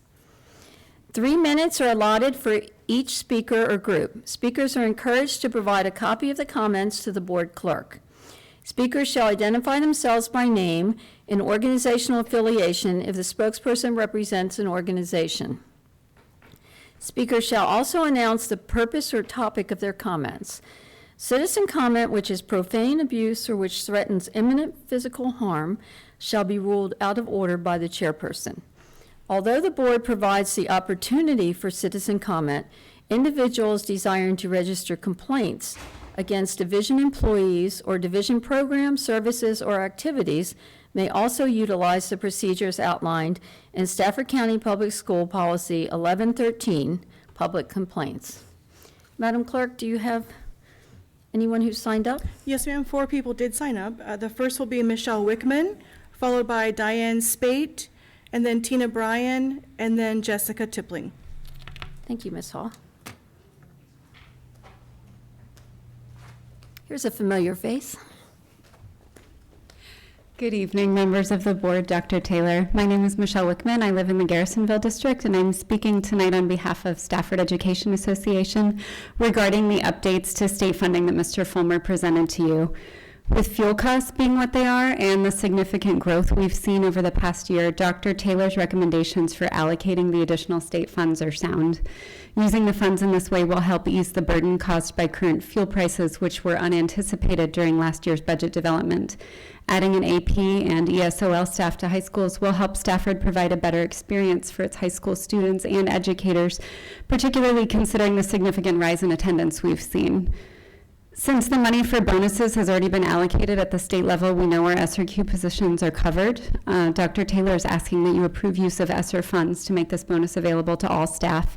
We sincerely appreciate this recommendation to ensure every Stafford employee gets the compensation they deserve. The state is using their one-time funding to allocate bonuses, and it makes sense for us to do the same, employing ESSER funds to cover those non-SOQ positions. The Board of Supervisors issued a minimum bonus of $1,000 to most county employees last year, so we hope that your decision tonight reflects the same consideration for Stafford educators. We know the Board of Supervisors must appropriate these funds from the state, and we will certainly advocate for them to make the right decision. But it starts with your approval of these allocations when they come to action next month, so please move forward with the superintendent's recommendations. We appreciate your dedication to Stafford County Schools and look forward to a renewed partnership with the school board based on transparency and a shared commitment to the best interests of Stafford educators. Thank you.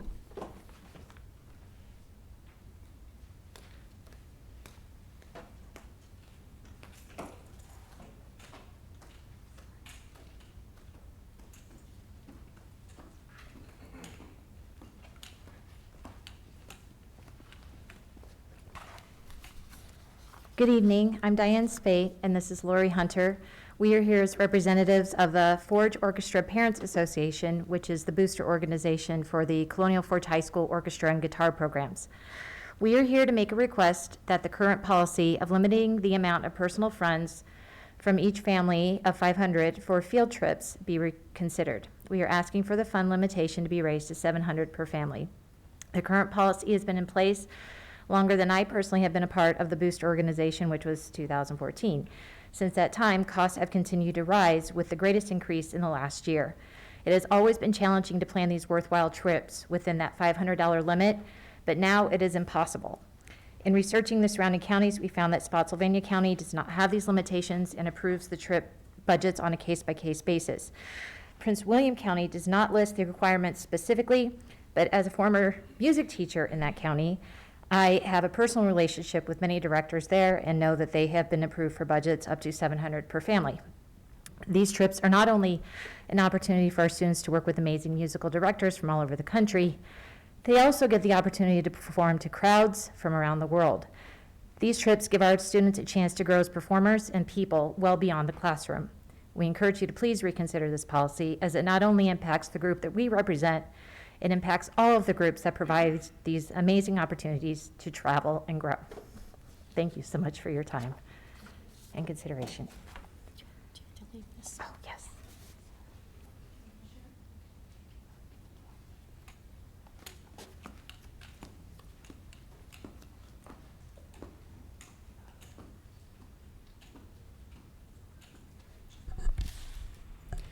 Next is Tina Bryan and then Jessica Tippling.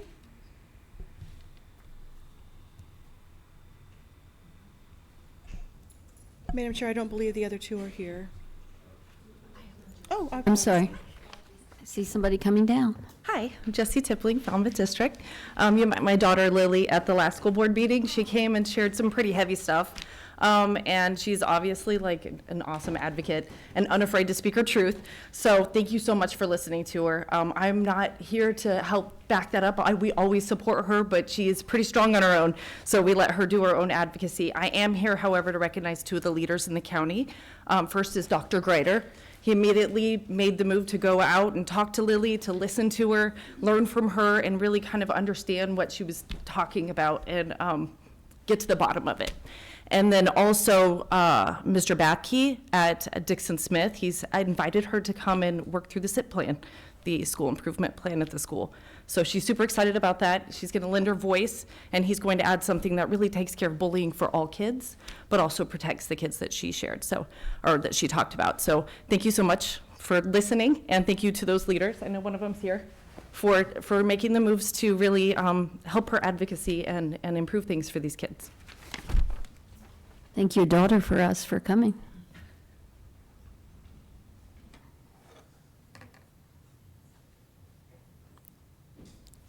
Is that the end of the public comments? When does our policy go into effect? July 1st. It went into effect on July 1st. Okay. Well, it looks like we have some people here. Does the board have any objection to taking them? I think we need to advertise that policy, make sure it's clear to everybody, but if we've got, is there anyone else who wants to speak? We actually, when we changed our meetings, we put into the policy that speakers had to sign up online or by, what time?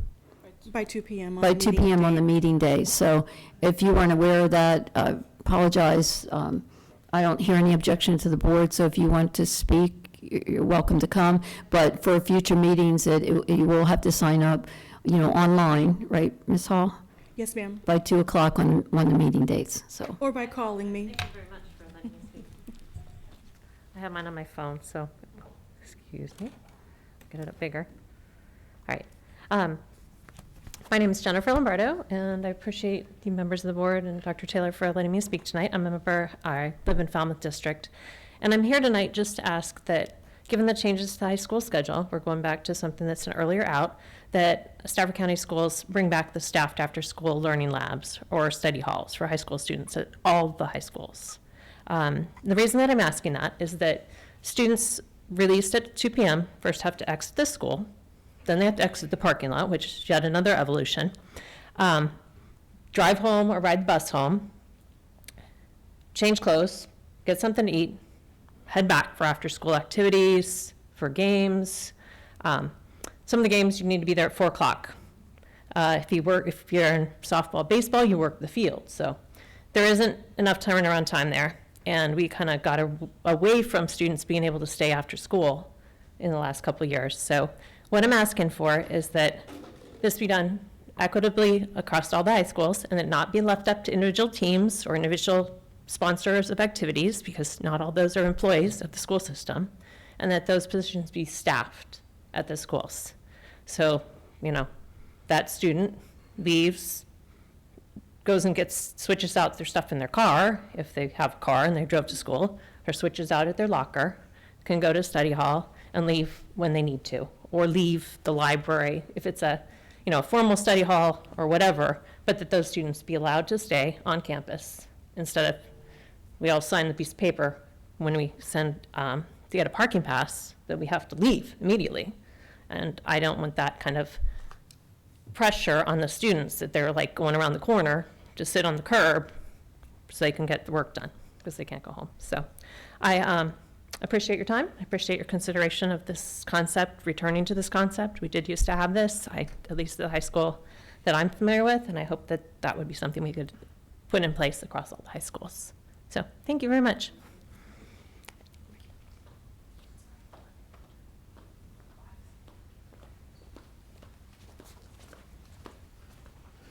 Hi, I'm Dana Brown. I live in the Rock Hill District. Thank you for indulging the two of us. I thought you were still going to offer anybody was here after the speakers, so thank you. I have a couple of things I just wanted to mention tonight. The first one is I'd like us to think about changing the way that we reward our teachers. I think we have some really great teachers, and then we have some not so great ones. I personally think teachers should be rewarded on merit. As a taxpayer, I'm kind of tired of these across-the-board raises for everyone, regardless of teacher performance. The great ones get the same raise as the bad ones, and we all know we have some less than stellar ones. Our current policy, I think, helps keep dead-weight teachers in place. Maybe if they don't get a raise, they'll think about changing their performance or moving on. And changing the way that we reward teachers might, just might, help to head off school choice vouchers. They're coming. The Arizona governor just signed a law last week that allows parents to take their student allotment to their school of choice, public or private, and that money comes out of the public school budget. So this is coming to a school near us. So maybe if we start improving some of our teachers, that might keep people their money here.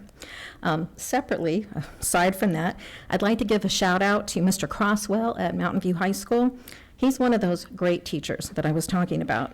Not only is he a good teacher for his current students, he sticks by them when they grow up and they go off to college. He offered my adult daughter, a former student, instructional help anytime she needed it as she navigates college.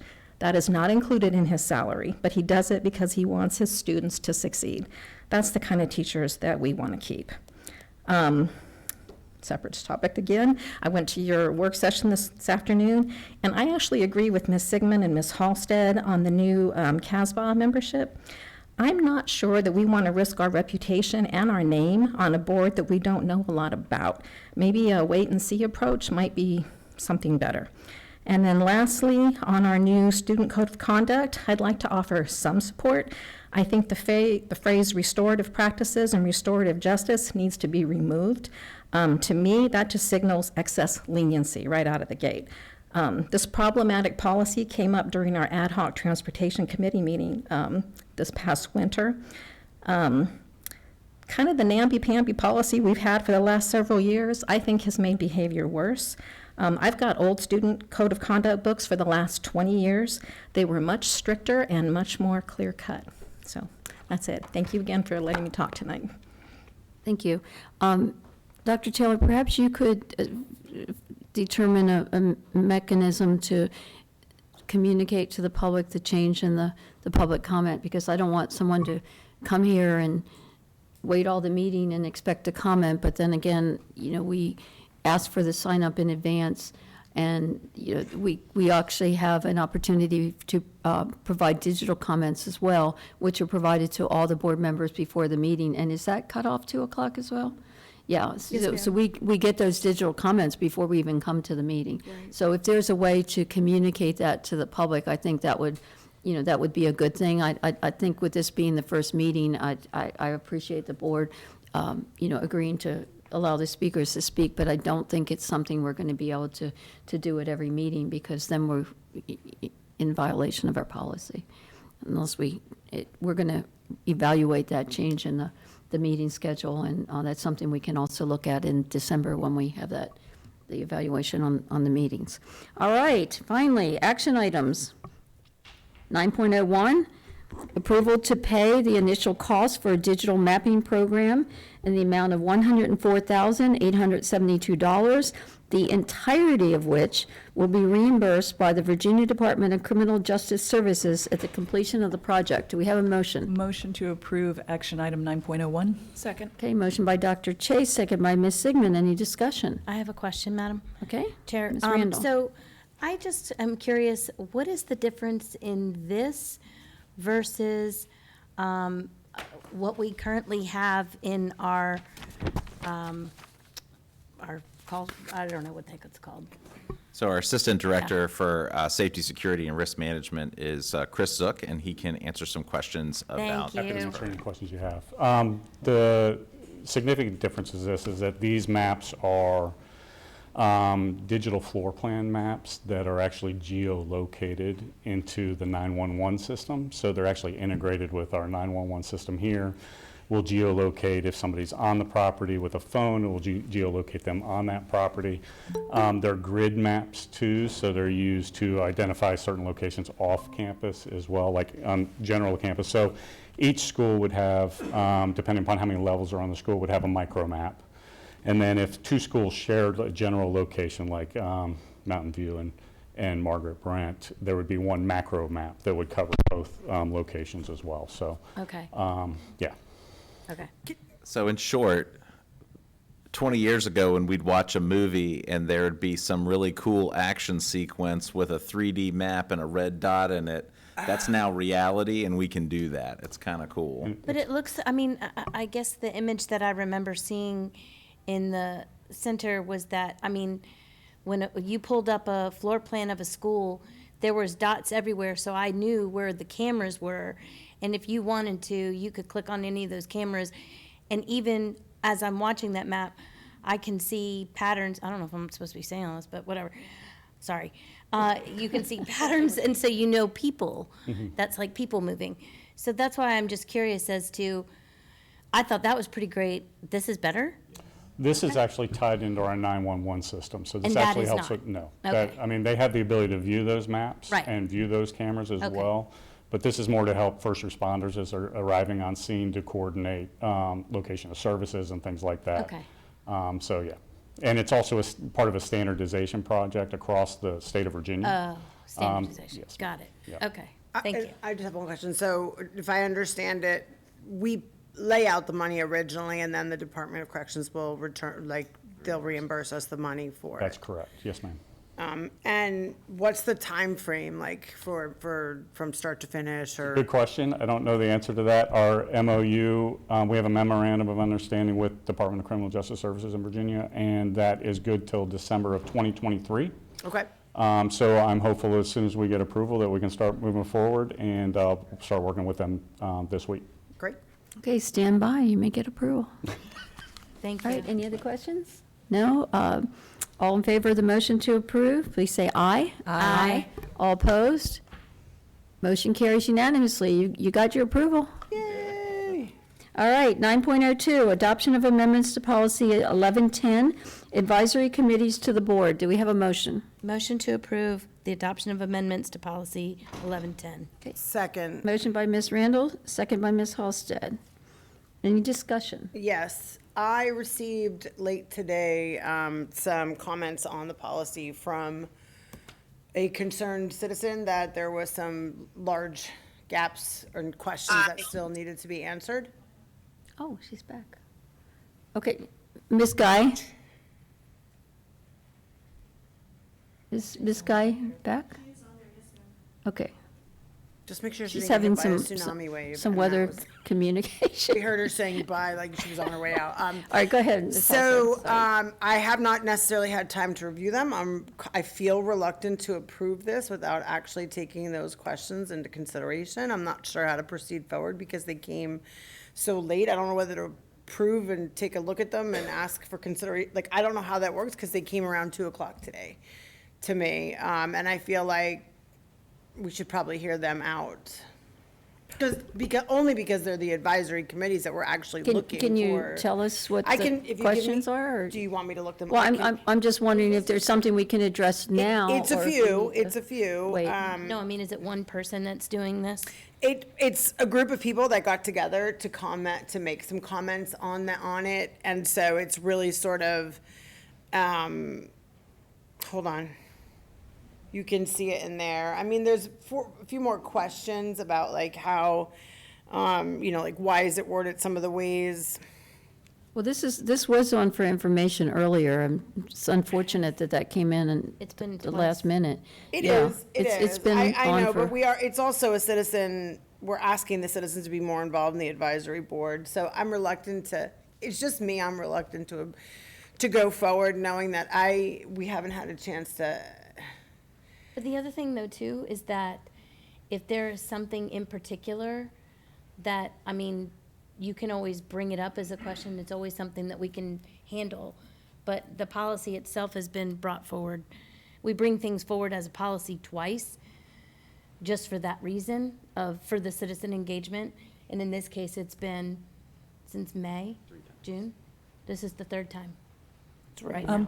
Dr. Taylor, in terms of when we get the advisory committees brought in and started, I mean, it would probably be good to get it passed now, or does it?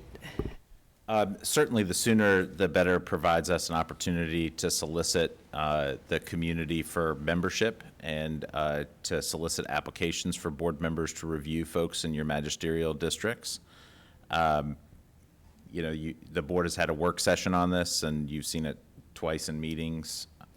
It's really your pleasure what you want to do. It's your policy. I will say that we're in the process right now of soliciting your current advisory committee membership to continue on a provisional basis until December. And so far, the responses that we've received have been favorable. So we haven't heard from everybody, but the responses we have received to date have been favorable. So, I mean, I don't know that, I'm sorry. I just wanted to see if Ms. Sigmund had any comments or questions, and we'll come back. I don't. I'm actually good with these changes.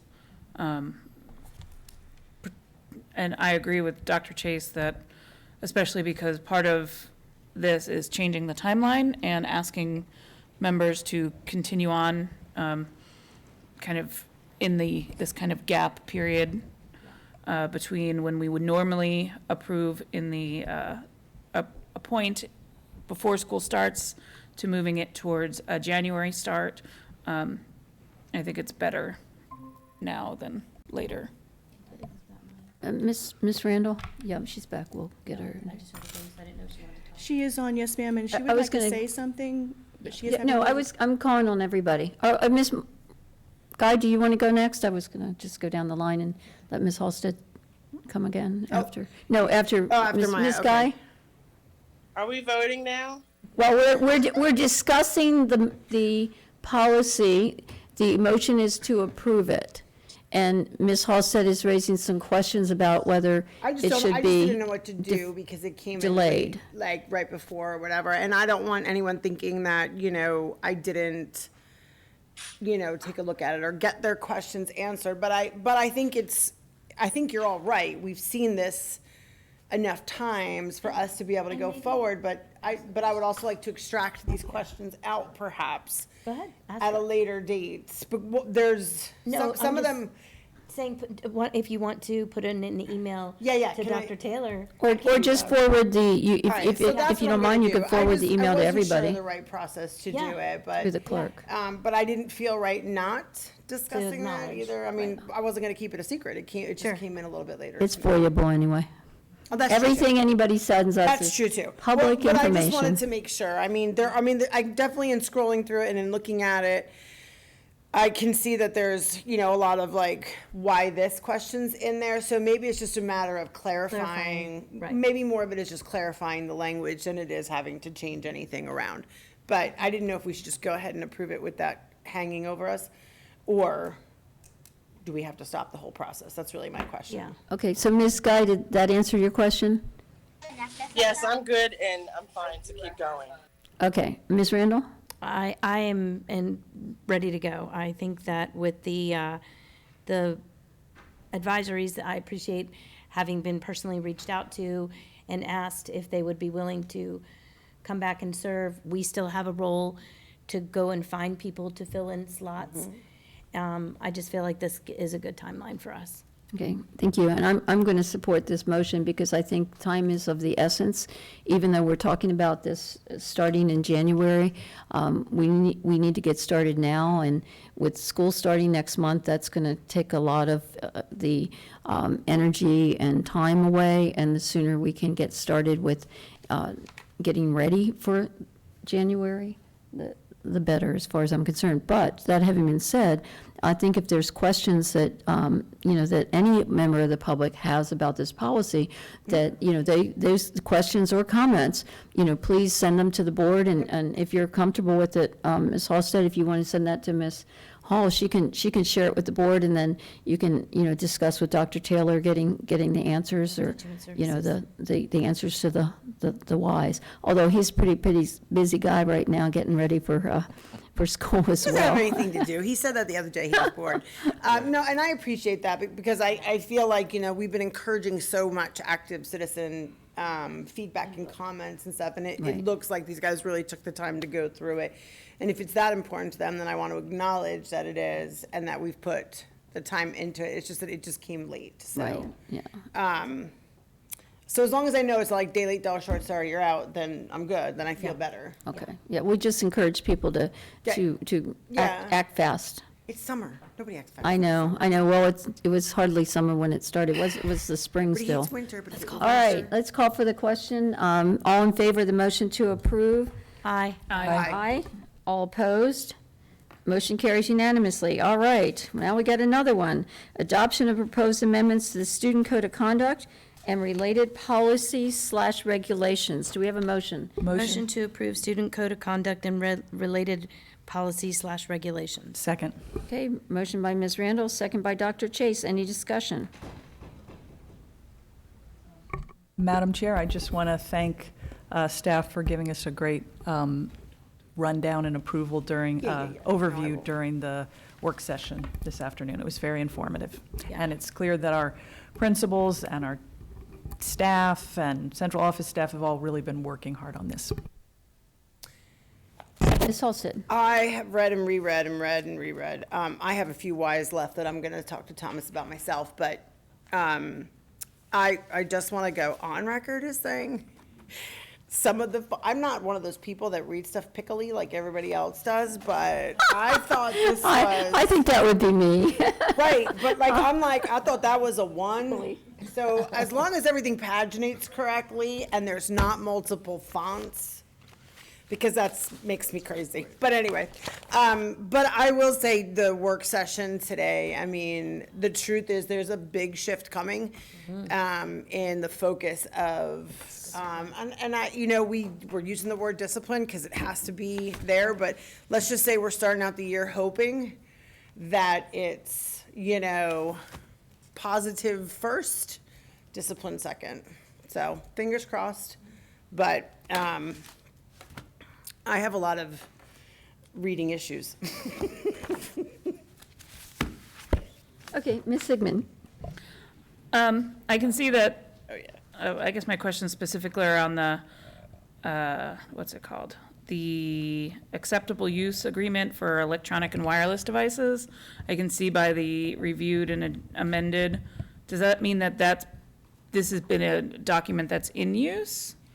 Can I ask when and where? Because we have just graduated a middle school student. She has not had a phone, so I don't know if this would not have come to us, but I don't know how and where parents are supposed to see this. And How about this?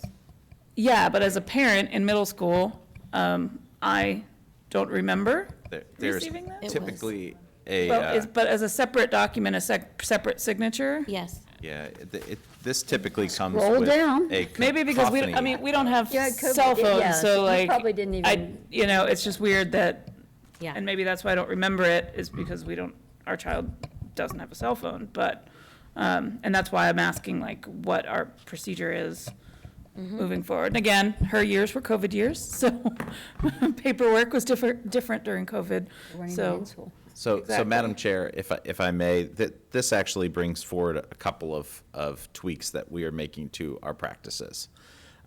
This is part of one of the many forms that parents get the first week of school. We will be drawing a little bit more special attention to our code of conduct this year in terms of how we deliver it. We are preparing messages for our secondary students, our teachers, and our parents separately. That we'll be preparing some information to go along with this. This will be one of the attachments along with the actual code of conduct itself and the consumable version, which is a little bit more reader-friendly as well when we start the school year to set the expectations very clearly for everyone else. It is a little bit hard because our parents at the start of the school year and our students and even our teachers get overwhelmed with a lot of messages. So we will be front-loading this as one of the messages that goes out before the start of the school year to our families so that we start off on the right foot. One of the pieces of information that will go out with that message will also be some expectations tied to bus conduct and conduct that's expected on our transportation. Thank you. and I just wanted to, that was going to be my follow-up question, is, I don't know if it's potential to add that the cell phone policy is not just in the school buildings, it also includes buses, which isn't explicitly listed here, but maybe in the delivery of the document that we can, include that it is. Is there a reason why it's not included there, Dr. Taylor? I might have to get back to you on that. Yeah, I think that's important because it's always been certainly the practice that it applied on the buses as well. And if that's something that we need to put in there, can we include as part of our motion that Dr. Taylor can add that in? Sure, but I don't know how it would be enforced. I didn't know it was on buses. I mean, think with I thought it was only- 77 was. students and a bus driver looking at the road, there's no way to enforce that. Was cell phones on Well, buses? but there's cameras there. Dr. Nichols, were cell phones? I would recommend, Madam Chair, that the board, because it is before the start of the school year, that you do move forward with adoption as is, and if necessary, you make an amendment later or at your next opportunity to make an amendment after we do a little bit of fact-finding for you. Then the board will next meet the day before school starts. So for business. Well, actually, the day school starts for the For transition day. sixth graders and ninth graders, yes, it will be the day that school starts. So that might give us a little bit of time. So if we need to make a tweak, we can certainly do that. But in the meantime, I would recommend that the Okay, board so adopt it that. was intentionally omitted then? It doesn't appear that way at this time. Can I have one more Oh, sure. tweet? We'll get Ms. Sigmund, then we'll go down And the line. that I just, in addition to buses, I see that it says, using the device during the school day, during PE or CTE locker room time. But I do also have concerns about student functions, student activities, sports teams. Any locker room use, as far as I'm concerned, should have no cell phones, not just for PE and CTE. But that's always been an issue as well, because we do not want any cameras in the locker rooms. Well, and I think Period. that part of that, the use policy too, right, says not that it can't be used for filming or pictures in the bathroom or whatever. Well, Probably it could says read during the through. school day for Well, the remainder, yeah. so. Well, Let's put that on the review for that. And I'd amendment. just like to note that we normally get this earlier. Like, this is the latest I remember getting the student code of conduct for approval. So normally we're getting it.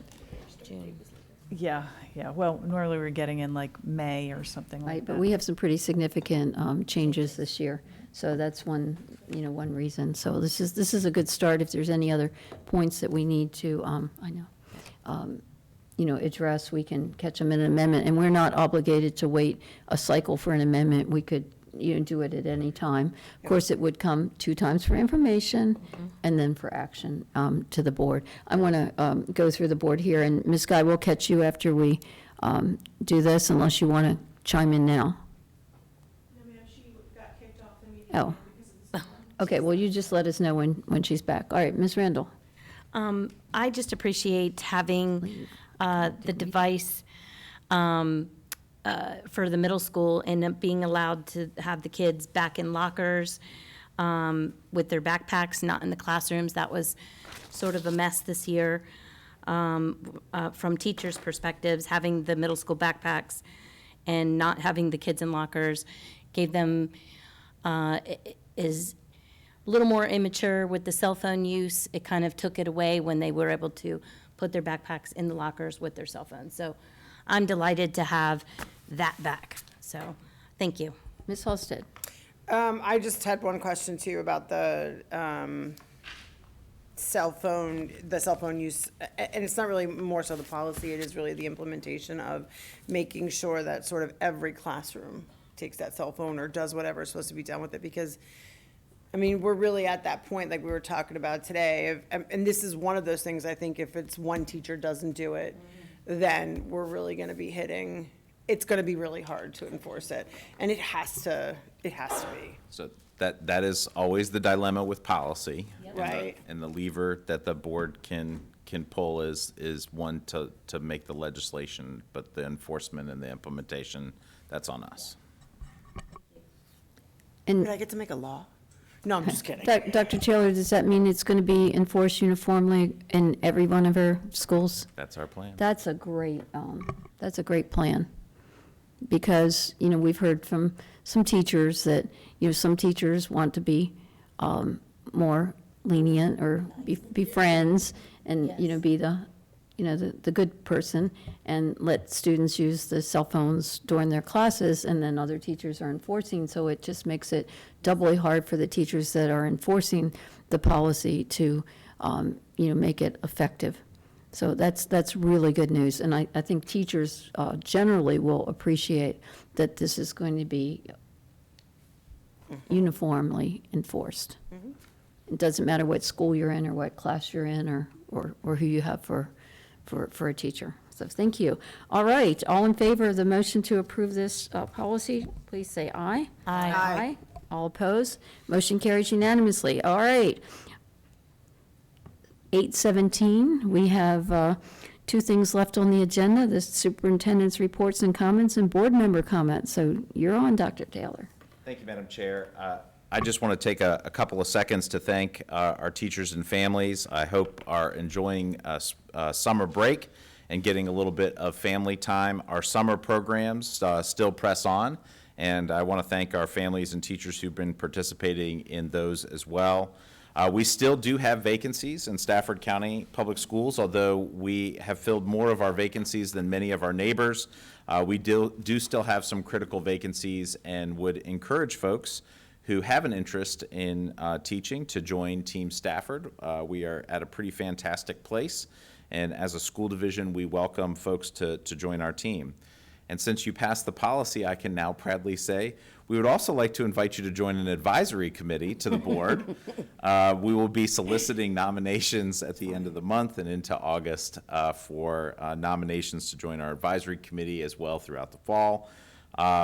It's hard to believe, but we have just 2 weeks until our new teachers join us for our Prep for Success Week at the end of July, where we'll be welcoming our new teachers to Team Stafford in grand fashion.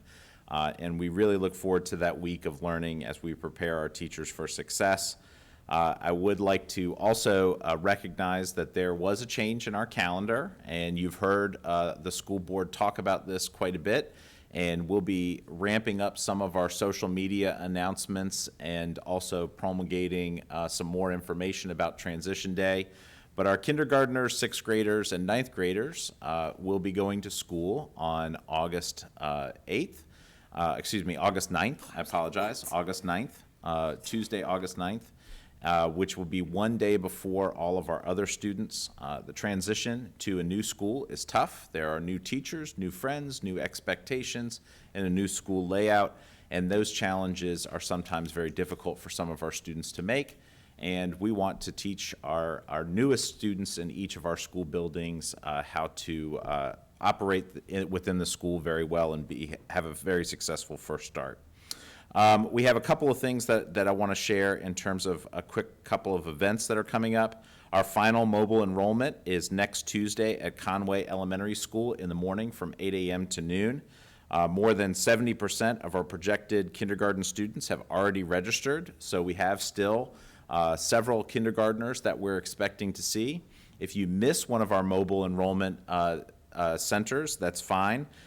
Please come and visit your zoned elementary school or any elementary school, and we'll help you find out where you're supposed to register your 5-year-old for school. We look forward to welcoming those students into Stafford County Public Schools. And finally, I'll close with our annual Collect for Kids supply drive is underway right now.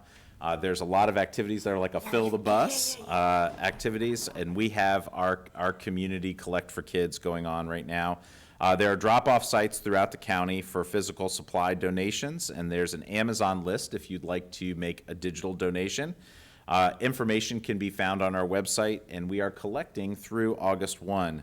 We need about 1,000 backpacks this year, and that's about 1,000 students that we're going to serve, and we're going to pack those backpacks full of great school supplies and get those kids off to a great start. So thank you, Madam Chair. Thank you, members of the board. It's a pleasure to serve. Thank you, Dr. Taylor. Ms. Halstead. I'm gonna be. You're up tonight. next. No, I'm just kidding. I'm just kidding. I'm just kidding. No, I am. So You are, you're kidding. I'm kidding. So it's been exciting. The governance. I had my first governance meeting yesterday. Thanks for your patience. They made me chair and didn't give me a gavel, but that's all right. It's okay. I expect to be having fun and exciting things happen. So that's, oh, thanks. Anyway, I don't need it. But anyway, just a couple of things before school's getting on. I can't believe it's coming up either, but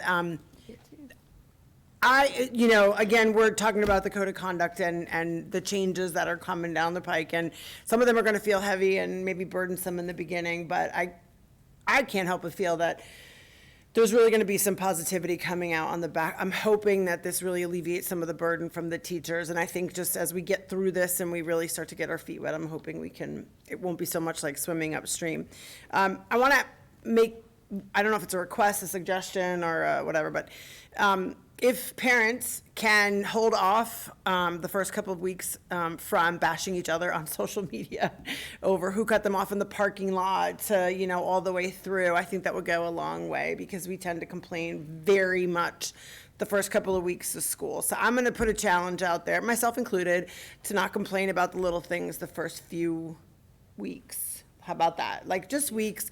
Let everybody get themselves up and running, shake off some of the dust. There's a lot of new things coming. And so a lot of times, if we're going to ask to start things off positively, then we also need we should have some more positive stuff out on social media, not just Stafford County Schools, but out on Stafford Talk and Stafford Moms and the 9,000 other Stafford places that there are to go and complain online.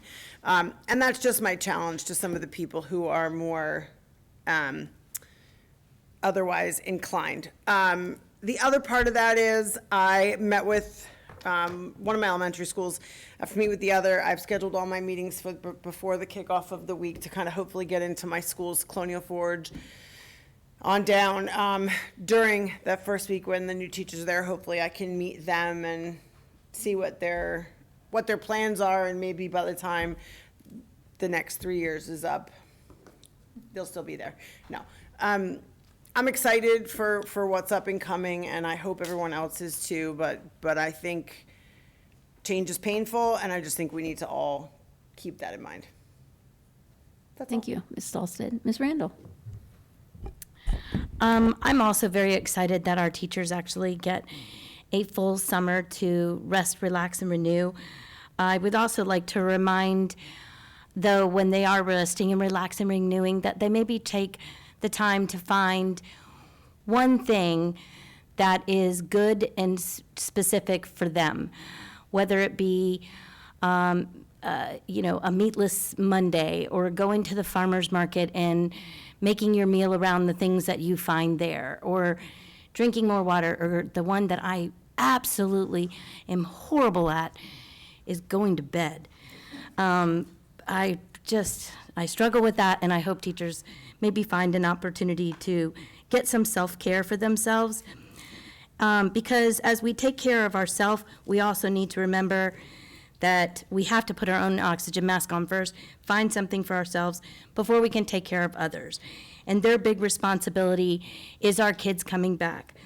But also we have opportunities as community members to work in donating things for backpacks or donating things for our new teachers, or opportunities to join our PTAs, to join our other groups at our schools that give us opportunities as community members to support our teachers, our staff, and of course our students. So I hope as we count our time down this summer that everybody finds something to get outside and enjoy. Thank you. Thank you. Ms. Sigmund? Mr. Fulmer took a little bit of my thunder, but we did have our first budget committee meeting as well with our new membership. I'm grateful for the opportunity to serve as chair, and I'm really excited to work with Ms. Guy as vice chair. Mr. Fulmer said we got the updated school budget. It's our state budget. It's very favorable for us, which is really exciting. Glad that we're being able to prioritize bonuses for our staff. They're providing us with, almost $9 million additional dollars for construction projects. As you can imagine, our needs exceed that, but we as a committee and as our board are really, really committed to making sure that all of our needs, our school needs, are met to the greatest extent. I was also really excited to learn about the proposed budget calendar that's in the consent agenda as an attachment. It's a lot more progressive than we've had in the past, and I think that's great as we work with our counterparts across the street to make sure our schools are appropriately funded.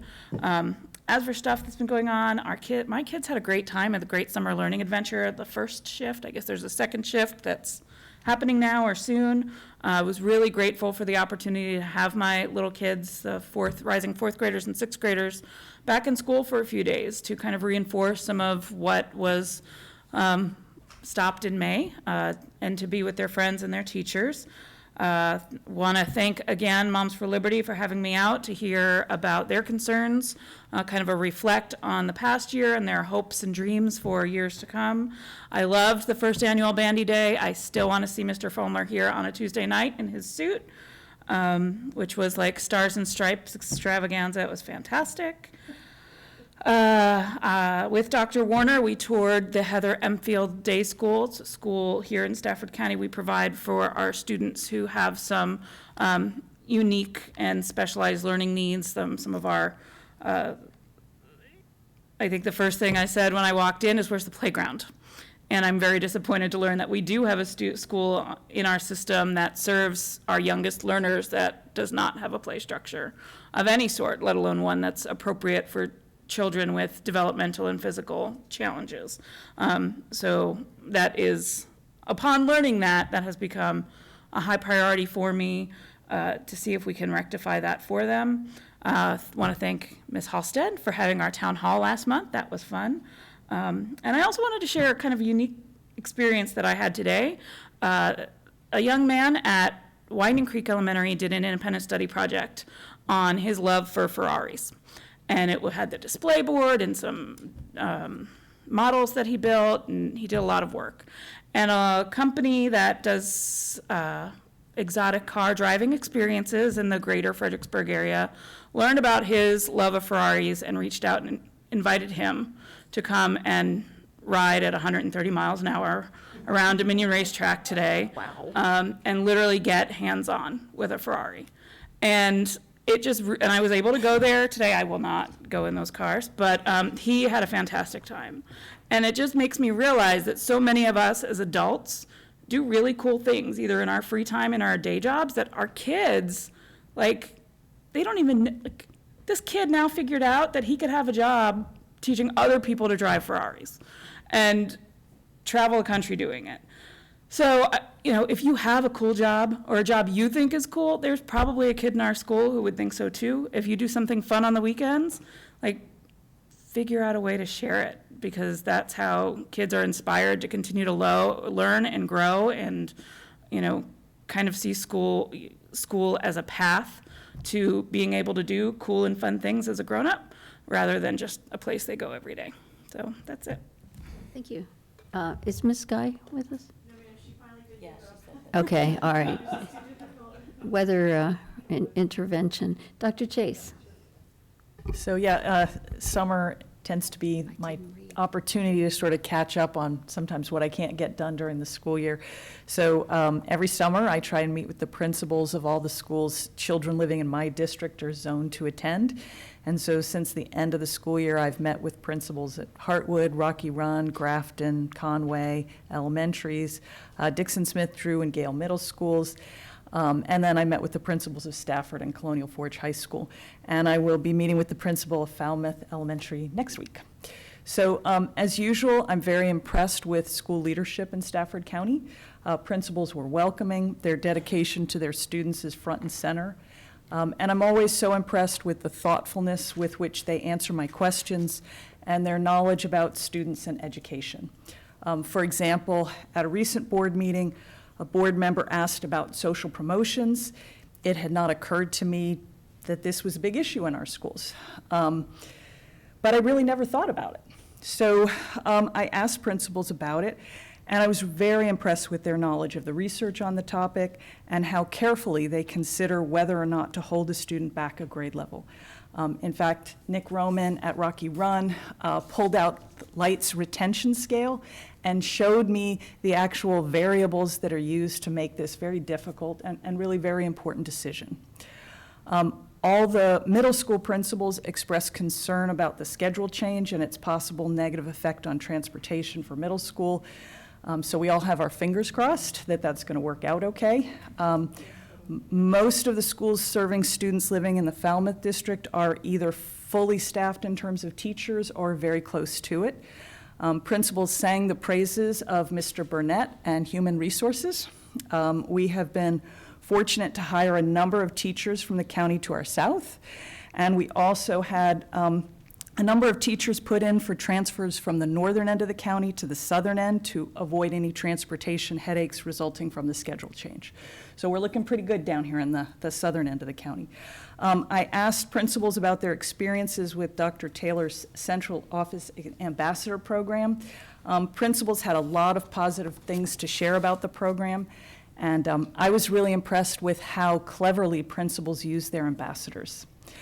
They paid attention to people's skills and seemed to take advantage of those skills. So finally, principals were really happy to have a full-length summer this year, and I hope they all and all of our staff are getting a very much break this summer. Thanks, that's it. Thank you, Dr. Chase. Sounds like you've been busy. I have been. Well, I'm looking forward to the start of school. That's when I get to visit all my schools. My challenge is the first day of school, just for a quick stop by. Dr. Stemble, I always kept him for last because he gave me a great tour and brought me up to speed on, all the new developments at Mountain View. So I'll have to ask you to introduce me to the new principal, which will be, a familiar face as well. But I want to thank Dr. Taylor and Dr. Jones and your staff for the presentations at the work session, and I want to thank the board for a very good discussion. And I think we brought up a lot of points to think about, and I think we got a lot of questions answered. So I'm very positive about at the start of our new meeting schedule. Our work sessions are certainly open to the public, they're televised, but they're also more informal, and I think they give us a better chance to interact. When we're not sitting side by side, we can, see each other face to face and have, some really good discussions. So, and I'm also very encouraged by the approach we're going to take to the student code of conduct, and I appreciate Ms. Halstead's comments and everyone else's as well, that we're looking at this as a positive thing, but we are also going to be holding the students, the parents, accountable for their conduct, because we can't afford to have disruptions in the classroom. We can't afford that. We talked about learning loss today. We have a lot to make up, and we have to use every minute that's available. And we can't expend our teachers energy, on trying to deal with behaviors that are not conducive to learning. So this is going to be the positive approach, but I think that people need to understand that there are consequences. They will be, according to the situation, and, take a look at the new code of conduct. And encourage everyone to read it closely, and see where we're going. And also, I am so happy to hear that this is going to be enforced uniformly across the schools. Now, taking into consideration, certain circumstances, but we're not going to have a difference between one school and another school. There may be differences among, particular students or classes of students, based on certain criteria, but you're not going to have one standard in one school and another one somewhere else. Because if I've heard one complaint, it's that it's not the same in every school. It used to be, I'm talking maybe 15 years ago, it was the dress code. We had a different dress code depending on what school you were in, what you could wear, and then we had a committee put together. They put together a dress code, and then it was across the board. So I'm looking at this student conduct as something that we are going to address. It's going to be positive, and most importantly, it's going to give the teachers the tools they need to have management in their classroom. And that's really important. At Ms. Halstead's town hall, we had a number of teachers come, and I heard them when they said, I feel powerless because if I have misconduct in my class, there's nothing I can do. I send the child to the administration and they get sent back. Now, this is not across the board, but it's in some places. So we're not going to have that now. We're going to have a student code of conduct. People are going to know what it is. Parents are going to understand it, and I would ask the parents to support the schools, support the teachers in making sure that the students understand what the expectations and the requirements are for behavior. So thank you for the good presentation, and I look forward to getting reports next year that are very boring with not much to report. So that brings us to a close, other than the announcement of our next school board meetings. We just set a work session for July 26th at 6 o'clock, which will be at Colonial Forge High School in the library, and that work session agenda will be out before the meeting. There's a number of items that we're going to address, including the strategic plan, the board self-evaluation, a general discussion on the approach for the clerk's evaluation, and what else was there, Ms. Randall? Was there something else? The recommendations from. Oh, the advisory committees, of course. We talked about that earlier today with the special ed committee. So that'll be July 26th, 6 o'clock, Colonial Forge High School Library. And then our next business meeting, and another work session, will be on Tuesday, August 9th, which is the transitional first day of school. So thank you very much. We are done. 8:38.